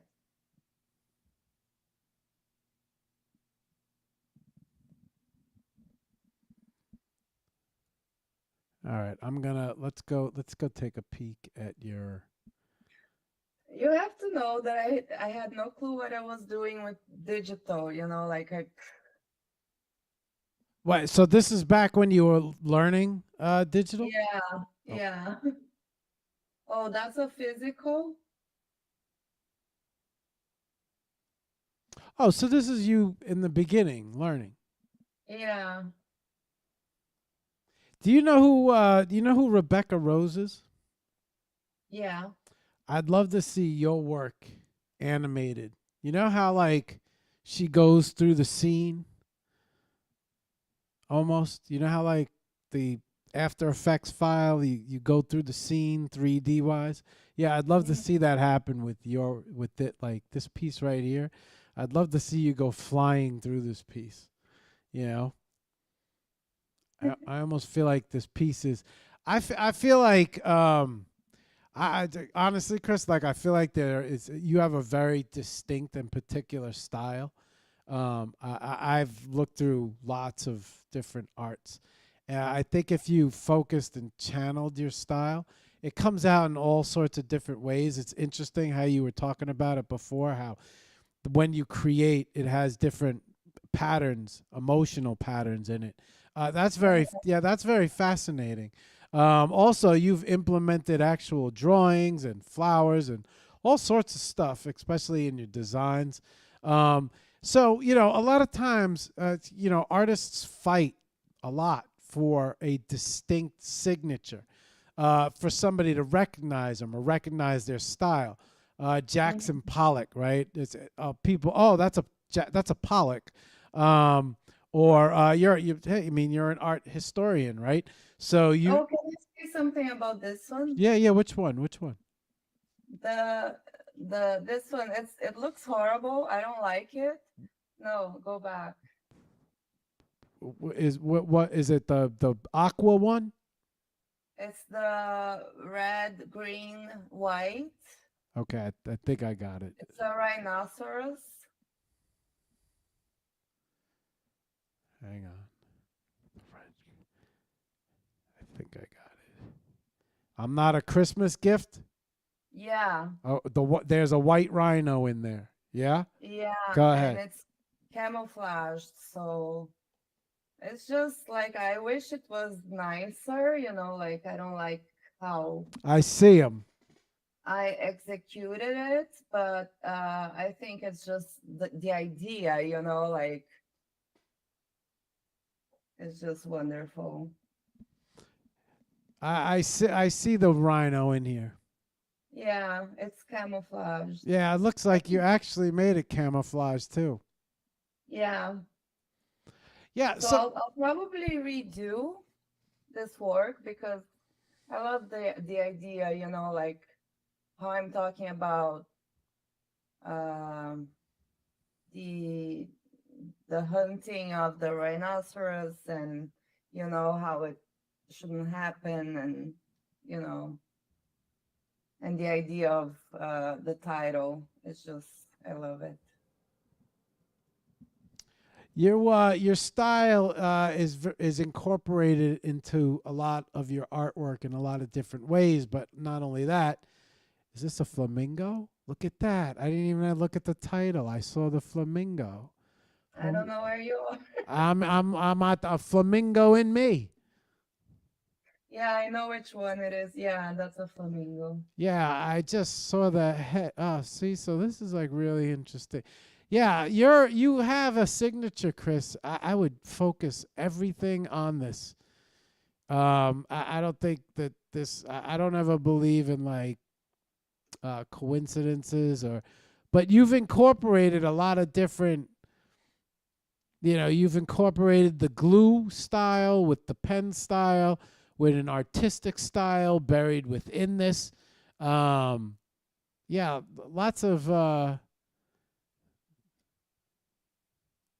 yeah, this is your oh, look at this. Okay. Is this a collab with Sabet? No, no.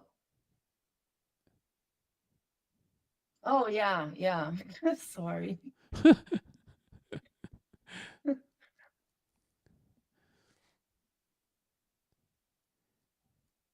Huh. So this is interesting because for all the time that I've known you, I've never seen your style be very prevalent, and I think that's important. Hmm. I like this piece. I really like this piece right here, with the marker on it, I used a picture of a salmon. Oh, where? scribbling with a Oh, gun. yeah. Oh my God, that's a very sad piece. This is a great piece, though.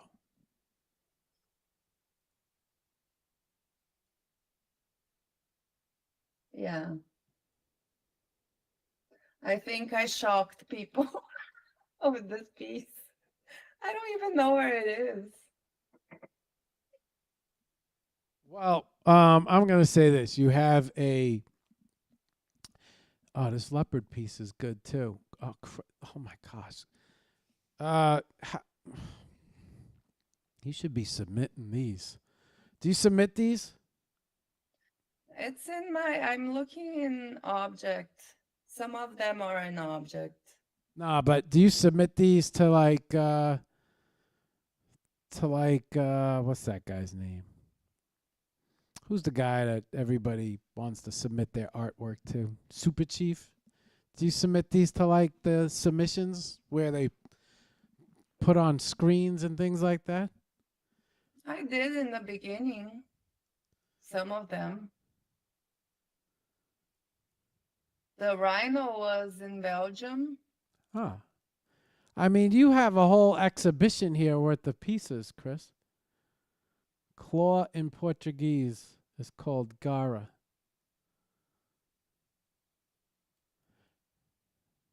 Yeah, I mean, these should be canvases hanging on walls.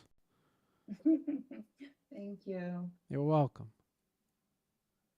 Um, You have a very distinct signature, and your signature is your style. And, I think that's something that you should be very proud of and something that you should really push hard in promoting. I think with the right marketing, um, your artistic style can become very prominent. It fits right in with the art world very well. People would recognize it, and I haven't seen anybody do anything like this. So to me, you have a little bit of a edge when it comes to getting noticed, because people will notice this. But even more so, I think so. One of the things that I feel is one of the most impressive things is if somebody was at an art exhibition on another side of a planet, and one of your pieces was standing there, and they walked by it, and they saw it, and they took a really close look at it, and oh shit, that's a Chris Land piece, and I think that's one of the most. I like the owl too, and I also like the filigree lady. Yeah, you got something that you could really work with and market here. I think that you're very easily inches away from success if you were to you know, if you were to you have a whole exhibition worth of art here. I could actually see an exhibition for you, especially with the likeness of a lot of these works of art with your design. I don't want to call it scribble. I feel like if I call it scribble, I'm not.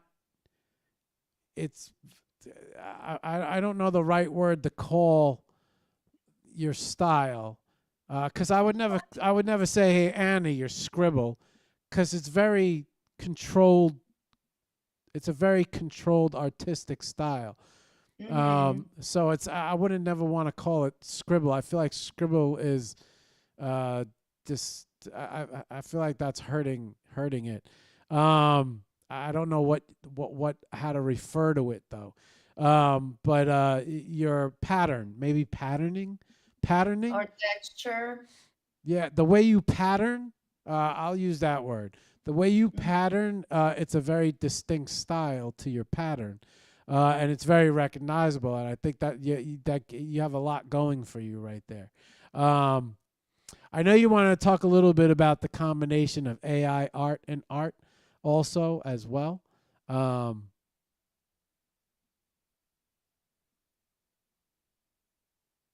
Oh no, that's just Did you? I don't know. I was trying to do it.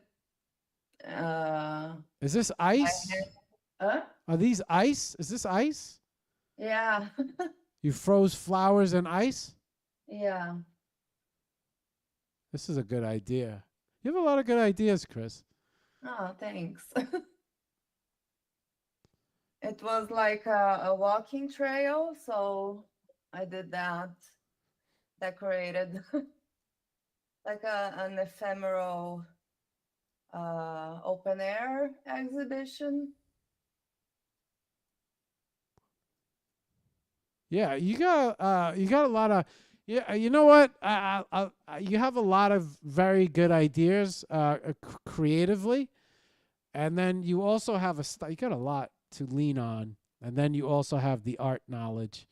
Um, so I don't think you have. It's to me. I don't think you have. Just got to pull this together. You know. I think if you pull it together, I think that's the piece you're missing, the marketing end of it. I think if you market this right, properly, and what I mean by that is you properly market these as collections. You have collections in here. I'd love to see more of that ice stuff. You know what I'd really love to see? I'd love to see you do some designs with a pen. Hang on, because I need a little left in this battery that I gotta charge.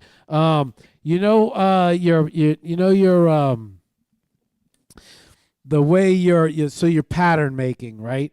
I would love to see you Yeah, man, I'd love to see that. That would be fucking insanity. You know what I'd love to see, Chris? Do me a favor.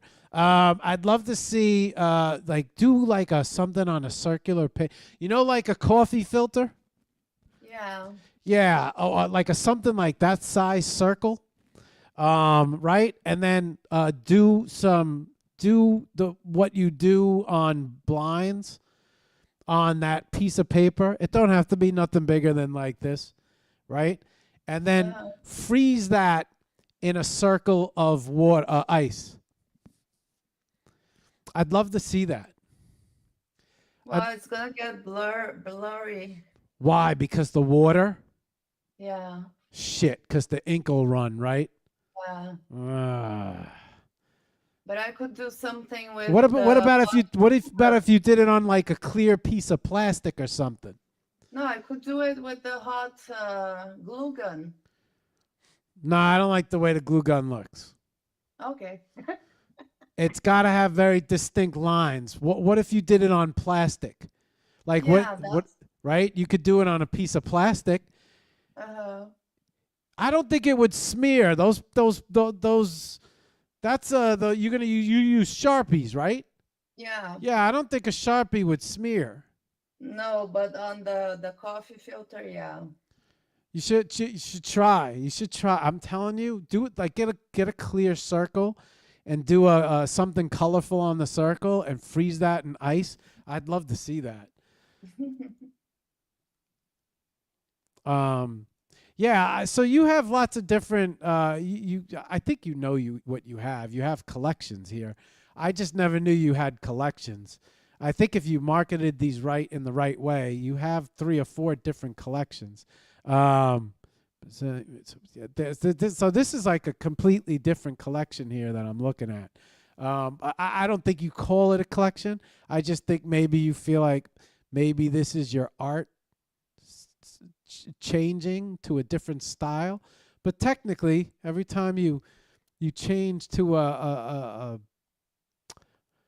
different style, to me, I look at it like this is a collection now. Talk to me Yeah, about that's the party mix collection. this. Oh, so this is a collection. Yeah. Oh, this is called the Party Mix Collection? Yeah, because I mix AI with digital and then I use my geometrical shapes Right. and my texture. Sometimes then I stopped doing the digital because I took so long and then I came back to digital because it's I prefer. But sometimes I only use AI, just a bunch of AIs. I do collage and, that's a collab.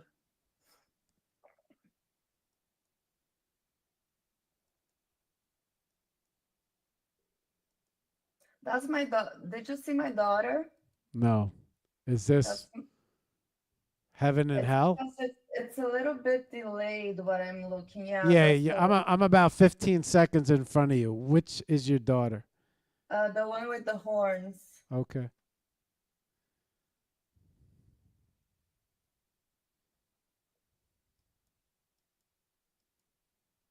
Are you going back? No, I'm going. I think I'm. Oh, I am going back. Oh Yeah, shit. that's the one. Yeah, I am going back. Hang on, let me figure out where I am here. Can I read the description of this one? Yeah, absolutely. So yeah, she made the whole thing, and I just use the geometrical shapes and change the colors and all that. So it's called the quiet one. Uh, and then she says, a self-portrait. I don't know what's I don't know what's with the horns. I just like horns on people. Tell me what you think. And I say, soft, sweet, and quiet. I wonder why she puts those horns. The quiet ones can be dangerous. I wonder too why you put those horns, honey. uh, I just have fun. Let me She was like 14 when she did this.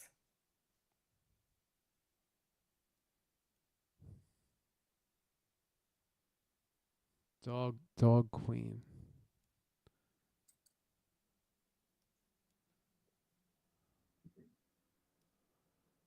Polygon king. I like the rat. See, I think that this is a good piece too. The Polygon King? No, no the world of wisdom,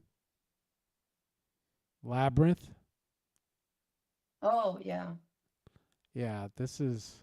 See, I like intricate shit. I like very intricate stuff. It shows a lot of time involved. It shows a lot of thought, a lot of creation. The piece behind you now that you said made it took a year makes a lot of sense now, because you know what you're creating here, especially if you're drawing every piece from scratch. All of these, do you import these or do you draw them all from scratch? I didn't get the question, sorry. Do you like import your like your patterns? Do you import them or do you draw them from scratch each one? Oh, no. No. I use the same. Okay, so you're not creating them all by hand. I did it once and I used the same over Okay, and over okay, again. okay. Yeah, all right. That's what I was curious about. Because that would be insane. I don't Yeah, even have yeah. time now to. So creating those must be some sort of meditation for you. Yeah. Oh, yeah. Like I did it. It was so like so difficult, to do this work as a final work for the my university, but it helped me so much at the same time. And it's such an important work for me because that's why I keep it. I keep doing it over and over again. Maybe not for these digital pieces, but on the blinds, on the wood, on the I did on craft paper. You know what I mean? Yeah, I think you And I keep using it as a signature for every piece. So I would love to see I'd love to see what it looks like if you did it on like a clear piece of plexi and then you took mhm. that clear piece of plexi and you froze that plexi into a piece of ice, I'd love to see what that really ends up looking like. I think that would be a pretty cool thing. I see it I see your designs now in the stamps as well. Um, so yeah. I think there's a lot going on with that style, with that signature, that could really, yeah. Let's take a quick look at your. Now you said your object.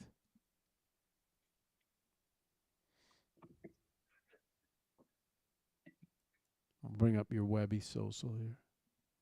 Oh, you're on Instagram. Yes. So yeah, there's the piece that is gonna be shown in Miami. It's not minted yet.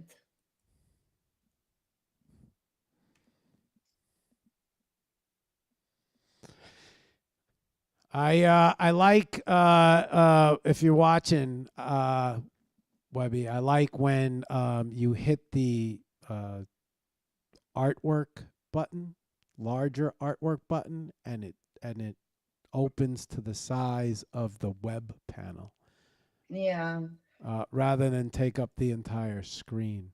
So if there is an opportunity there, I think it would work better if you click this and it opens up to the size of the screen, rather the whole screen. That Mhm. would be a benefit. I like sites that do that. I feel that that is a better function. Um, I'm just skimming through this on Webby as well. You got a lot of the stamps on Webby. Yeah, because yeah, I've been focusing on the stamps. The stamps are a new collection, Chris. Yeah, You have a name for the stamp collection. them? Yeah, you got a lot of collections, Chris. Oh, I have lots. I have four. Yeah, I have four so far, but I have one with Mr. Bain, which is not in the collection, and one collab with somebody else. Are these so you're The Art collabing Studio the Max. you're collabing the stamps with people? Yeah, that's how it started. Oh, you did one with Dorothy? No, Not yet. I've never collabed with her. We were supposed to because she wanted one of my poems, but we never got to it. So, People love that's just collecting you. stamps. Huh? People love collecting stamps.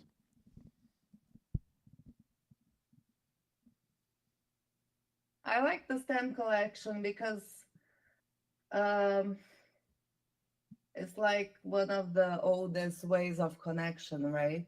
Yeah. Yeah. Yeah. One that we're losing because how often do people mail letters anymore with email and text Yeah, messages, right? yeah. I'm going to open up your object. I'm just going to skim through your object. I'm going to take a look at these collections. We got the stamp collection. We got the party mix collection. I have so many collections. I'm not organized at all. That's okay. Grid stamp collection. Let's take a look at the stamp. Yeah, I like the direction of this stamp collection.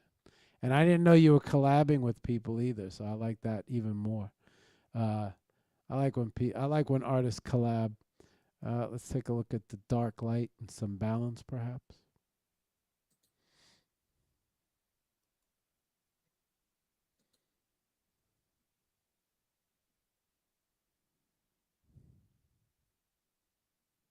I can read this poem if you want. Yeah, go ahead. Why don't you? The Yeah, the let's let everybody know that you are a poet who does poems as well. But while you read, I can open up some of your art and people could listen. But go ahead. I'm gonna read this mad crazy bitch in the dark light and some balance, perhaps. Go ahead. I see you, Chihuahua. Mad crazy bitch. So it's sold out because of the poem. um, Everyone has two sides. Guess this is my dark one. It stayed hidden and silenced for too long. Careful, cause she's awesomely strong. She has finally awakened. The other side of my angelic coin. Truth be told, this bitch is in a rage. There's nothing to do. She's here to stay. She's a damn killer. Began with cats, putting them in the microwave and coldly pressing start. Those were playful kills. Laughing crazily, she went on. So what's next? She asked, totally possessed. Big red, bloody open eyes, hungry and waiting for the prey. Start with some kids, perhaps. No, just let them play. Big victims is what she wants, the ones that once mistreated me. Vengeance is what she seeks. Cut them deep and let them leak. Perfect timing, Halloween, a small town, perfect crime scene. After the pleasurable job is done, I lie in bed and poof, I sleep. poem.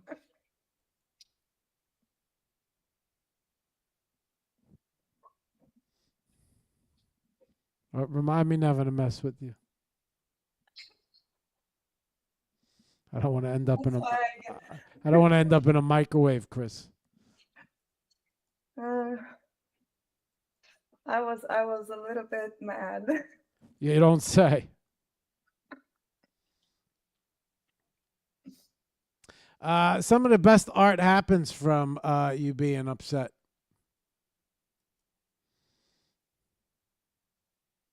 I don't like the image, but the poem is so good. I like this party mix collection. I think you did a good job with this collection. Yeah, it's a fun one. I like when you put the works, all these different work of. I like when you put. Are you Mark? You Chris is a real life friend. Chiroa is saying hello, Chris. Oh, hi. She's from Timmins. Are you real life friends, you guys? Yeah, yeah. We went for dinner once Oh, with Andrea too. oh, oh. Well, welcome to the show, Chiroa. She said you guys are real life friends. Hi. I like when you know a collection is really good when you open it up and all the pieces really fit together. You know, very well. Let's see, created. I'm just gonna go back to created here. Okay. All right. Let's do this. We're about an hour, 2 hours and 10 minutes. Chris, let's start here, and then we're gonna have you read us out with some poems. If people want to see more of your art, um, contact you, check out. What's the best way to contact you, see more of your art? Why don't you give that information to everybody? I think on X, my link tree has all my links. Webby Social, I'm gonna focus on that too. Um, but yeah, my website, I'm supposed to make it better. I will, but it has my email there, and it's all on my link tree too. So Okay. Now give me a second to do this. All right, guys. So this is her X, and this is her link tree on her X. And on her link tree, you can find her. Let's see, Art as a Path of Life. That is her website. This is her website right here. On her website, you can find home, about, also on here as well. You heard her. This is her contact. So you can contact her very easily through here, or you can contact her on X. She also has an Instagram. Let's bring this up. This is her gram as well. So I'm sure you can contact her on her gram at Chris Land Art as well. And then this is her object. We'll show. Well, actually, let's show her Webby profile. This is her Webby profile right here.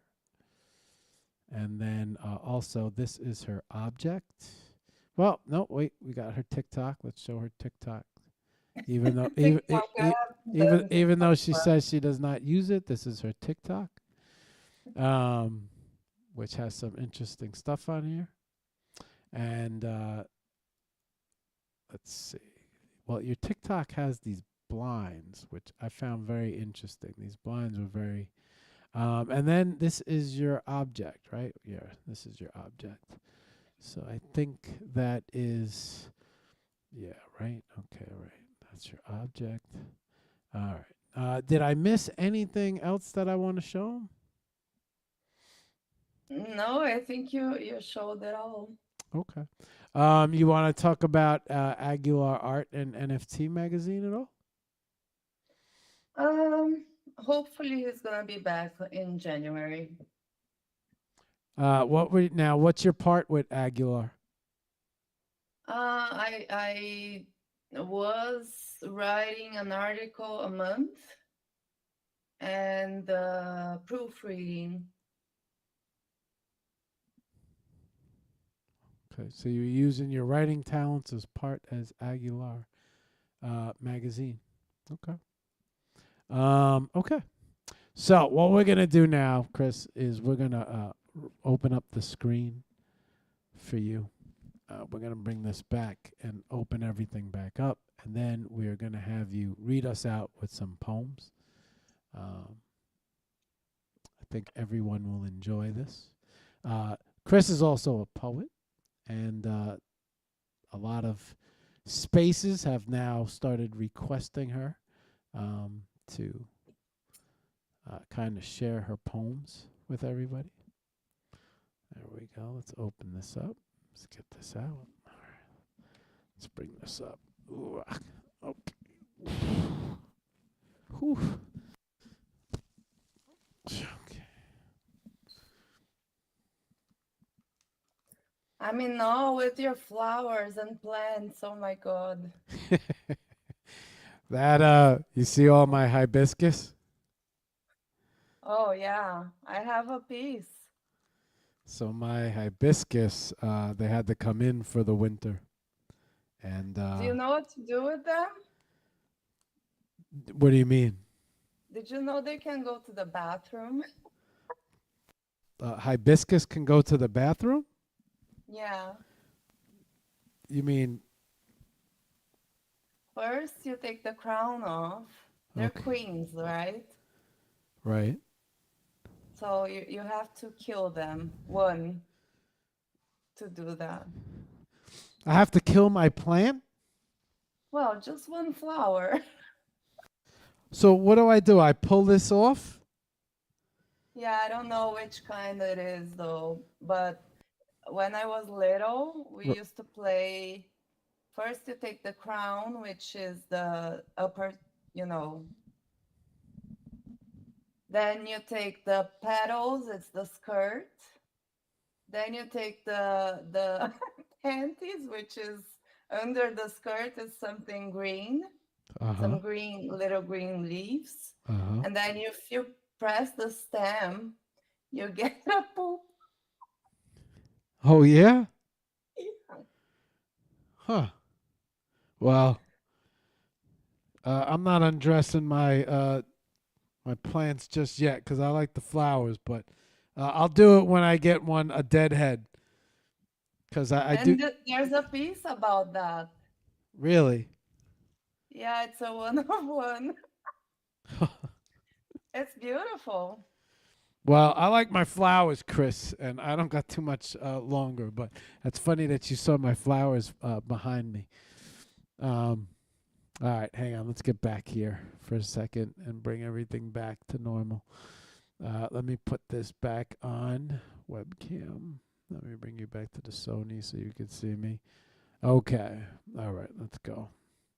All right, Chris. One of the big things that have taken place in the NFT world as of recently is you have introduced yourself as a poet and you have read some poetry. And I would love how many how many poems do you have? With me, I have three Okay. spicy poems because I know everybody wants to hear the spicy poems. And then I have a more serious one. Okay. So you want to say which one do you want to read? Which one do you think is the best one to read? Um, yeah. Why don't you just read however you feel like you're gonna read? Read us out with the poems. Okay, I'm gonna read the spiciest first. You're going right for the spicy poem first. Yeah. Okay. So we got. Honey This me. has got to be. Oh, This has got to be like a mood, though, Chris. Mr. Bain read this, and it was so funny. I feel like I got to shut the light off for this mood here. Where'd you go? Even you shut off your camera for this? No. Oh, well, your camera shut off. Oh, there you go. You're back. All right, Okay. go ahead, Chris. Okay. Read us. I shut the light off to make it a little bit of a mood here. Honey me. Good morning, babe. Something starts happening. Brain starts tampering. Synapses booms. Electrical stat. Heart beats fast, like a wild compass. From him to her, his soul travels through airwaves in magical spasms. She reads carefully, then kind of bluntly. Adventure arouses, the damned hotness surrounds her. Instant connection, two pieces of a puzzle. Await for a while, their sweet, sweet encounter. Words flowing, eyes widening, squeezing, her stomach stampeding. Hearts pumping, the distance long forgotten. Sweat starts flowing, a puddle is forming. Sorry. Words fly down from brain to fingertips like sweet warm honey into the dark fiery pit. He patiently continues, explosion is very near, but for more words she constantly pleads. In ecstasy she moans, so fiercely she holds. The sheets, oh, so wet, by the time they finally met. Deep breaths of exhaustion, she plays and he laughs. Have a great day, he finally barks. She wiggles her tail with a smile and hails. Text you later. Poem. That's a good poem there, Chris. Sorry, I laughed. Uh, okay, second one. Ready? Ready? Pleasure box. When we chat, I just feel free. We're like two flames flying in space, meeting in the middle, in a circular room face to face. Grab me by the leg, take me straight into your void. That's exactly what I want, to be deep into your soul. Tie me up with thick red strings, the strings that will never part. Red strings of destiny. It shows us to love so hard. We talk about our dreams, pleasurable ones. We shouldn't talk. The pleasure box was so surreal. Hope you pick me up and take me down. On our own sweet platform, the fluffy carpet and brick walls, comfy pillows everywhere. Pin me down and kiss me hard. You're the sweetest and so smart. You know me in every way. I trust you with my eyes closed. Your warmth feels just like home. Poem. Nice. You got. Uh, You got. Is this? Is the steering wheel one next? I don't know if I should read that one last and read the. Why don't you save that one for the very end, over the end credits, instead of playing music? We could let you read us out. Okay. Okay. So this is a little bit longer and serious. Okay, this is not spicy.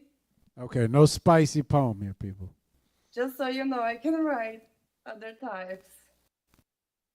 Lost words. The words flow through the poet's brain, but they rise in fog for his insane. The words flow through the poet's blood, but there's a clog and they are blocked. The words flow through the poet's eyes, but he has cried and they're blurry. The words flow with time, they're lost, remaining unsaid only in the poet's mind. Words are forgotten, lost in the dark. If only there was a way to record what goes unwritten.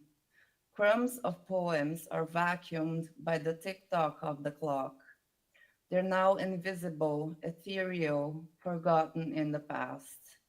Realization, the poet's heart sinks, shrinks, desperation asserts him. How could he abort his magic, his mission, just like that? Months of dried ink? Enough, he feels sick. Silence was like a knife stabbing the poet slowly in the back. The world awaited long enough. Is it too late? I think I'm dying. A flame starts tiny, creeping up from behind. He vomits them out, word after word, beauty and pain in a desperate cry. Lightning then strikes, and wow, it's alive. It has survived the desert, the dryness, and the cold nights. Poet, once a poet, you can never turn around. You cannot shut them down. They're not yours to throw around. Poet, you're here to serve. And what a beautiful thing you're here to give and to reveal. Only you. He sighs and starts to write. Poem. All right.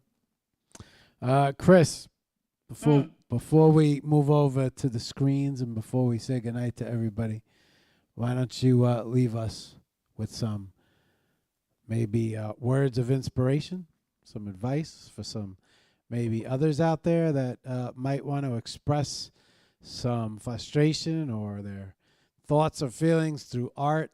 I think you could offer a lot right there. So why don't you leave us with some words of advice? I knew you were gonna ask that, and I think, like some people think that an artist should have a style, one single style. Um, I say just keep exploring. And if you don't have a style or you're looking for a style, just keep going because somehow they're um, linked into each other, even if you have lots of styles. That's what I want to say. Okay. Chris, hang on one second. Let me close out the show. I need 2 minutes. And then I'm going to come back. We're going to say goodnight to everybody. And then you're going to read us out with the final poem. Okay. Okay.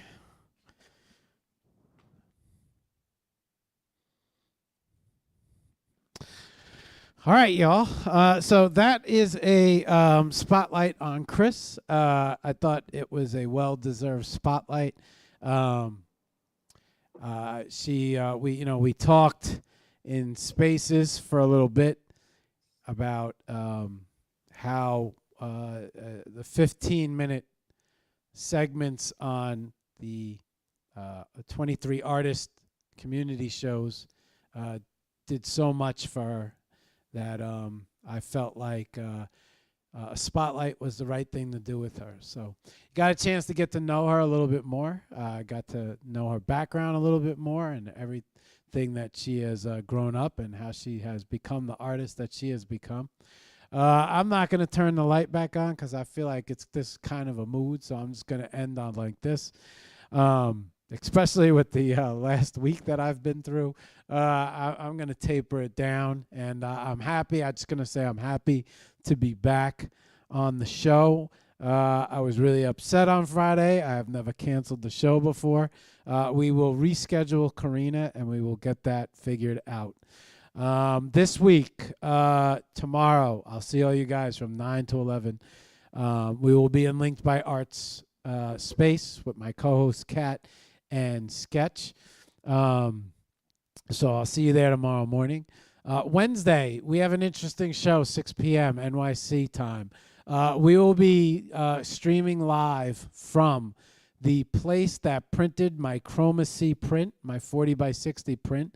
that was part of my physical exhibition in New Jersey at Dream Canvas Gallery. If you all saw the photos, it's the big print of Volcanic Splash. It's an amazing print. And so we're going to go live from the printers who did that print, and we're going to learn a little bit about printing. We're going to learn a bit about his printing company. And so we're looking forward to streaming live. I think that's also Thanksgiving night. So Thanksgiving Eve night.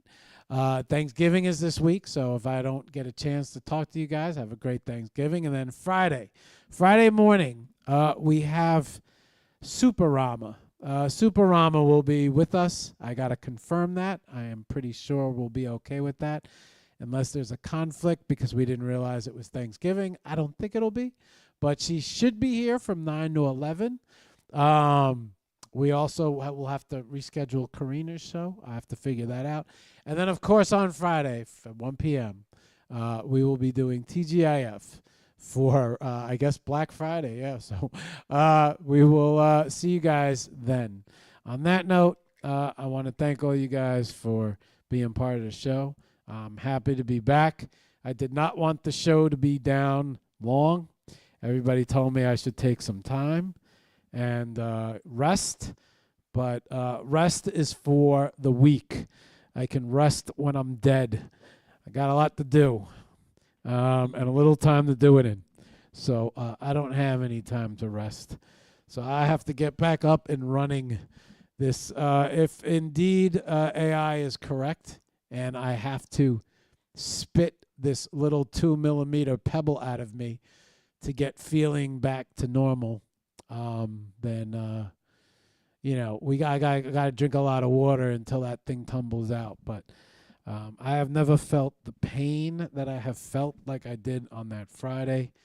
I don't think it helped also that I've had a cold, that I was sick, and I'm just happy to be back. I don't like sitting still.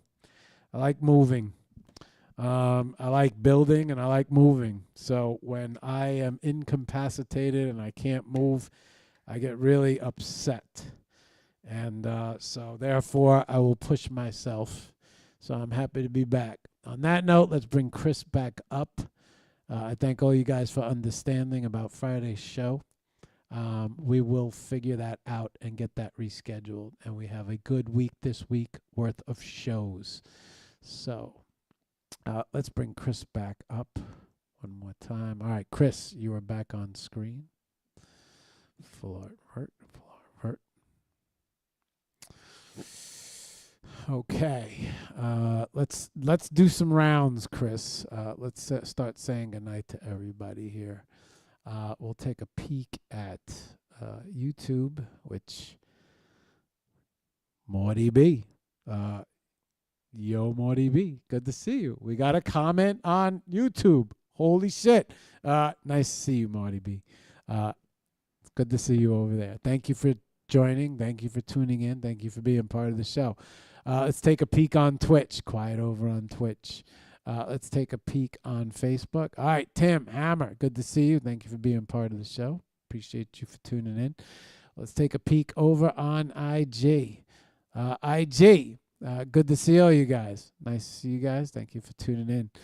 April, good to see you. April will be on the show eventually.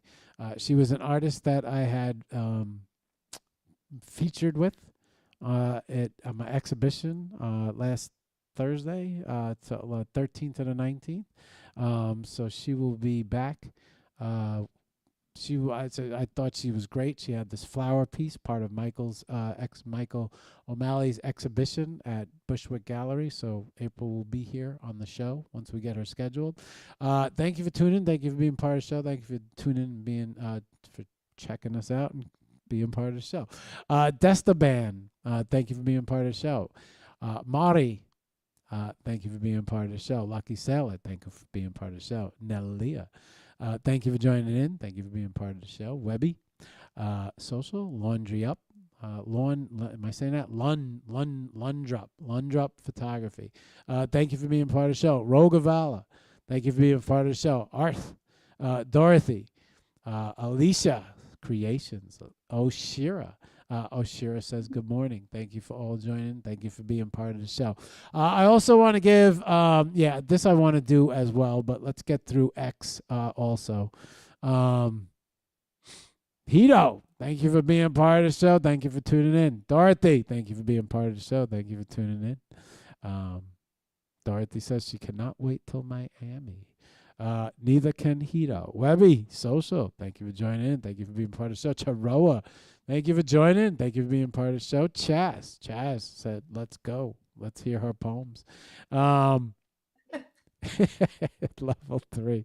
Funny, Chaz. Funny. I don't know if you're doing a nightcap tonight. I think you said Thursdays and Fridays you usually do them, but sometimes I see you go live on Mondays. But I'll take a peek for you and see if you tune in. We are at 111 views, and I just want to say to everybody, thank you for being part of the show, tuning in. Thank you for checking out Chris and learning more about her. Also, big shout out to everybody who entered the Webby Best of the Best open call. It closed on Friday. I did not get to celebrate and post the way I wanted to. Health reasons prohibited me from really being me. I will make a post to say thank you. Okay, Rusty is hosting on Nightcap on Thursday. Okay, all right. So I just wanted to say big shout out to Webby Social, Creative Owls, and Chiroa. They did a great job. It was a 3-week open call for photography. It was locked. I did a little curating live stream. I got it down to the top 50. I now have locked the top 15.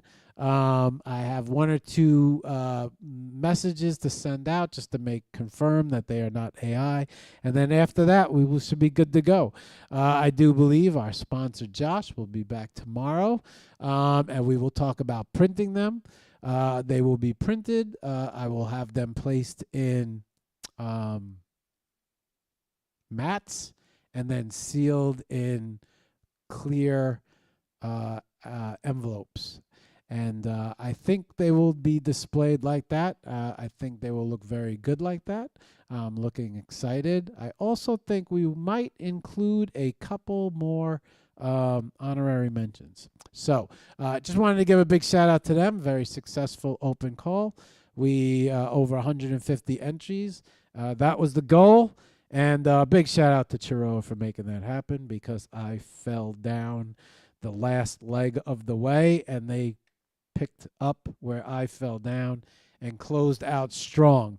And we are looking forward to the next one. Not sure when that will be, but now that we have some experience under the belt and we know what we're doing, and we got a feel for it, I think this next one will be even bigger and better, and I will be looking to make sure that it is bigger and better. Had some great entries. Everybody was a winner for entering. And looking forward to the next one. So, and also looking forward to displaying these for real on an HOP. And, looking forward to trying out this first auction show on HOP. Not sure how that's going to go, but I never let a failure or fear or worrying about not being successful stop me before.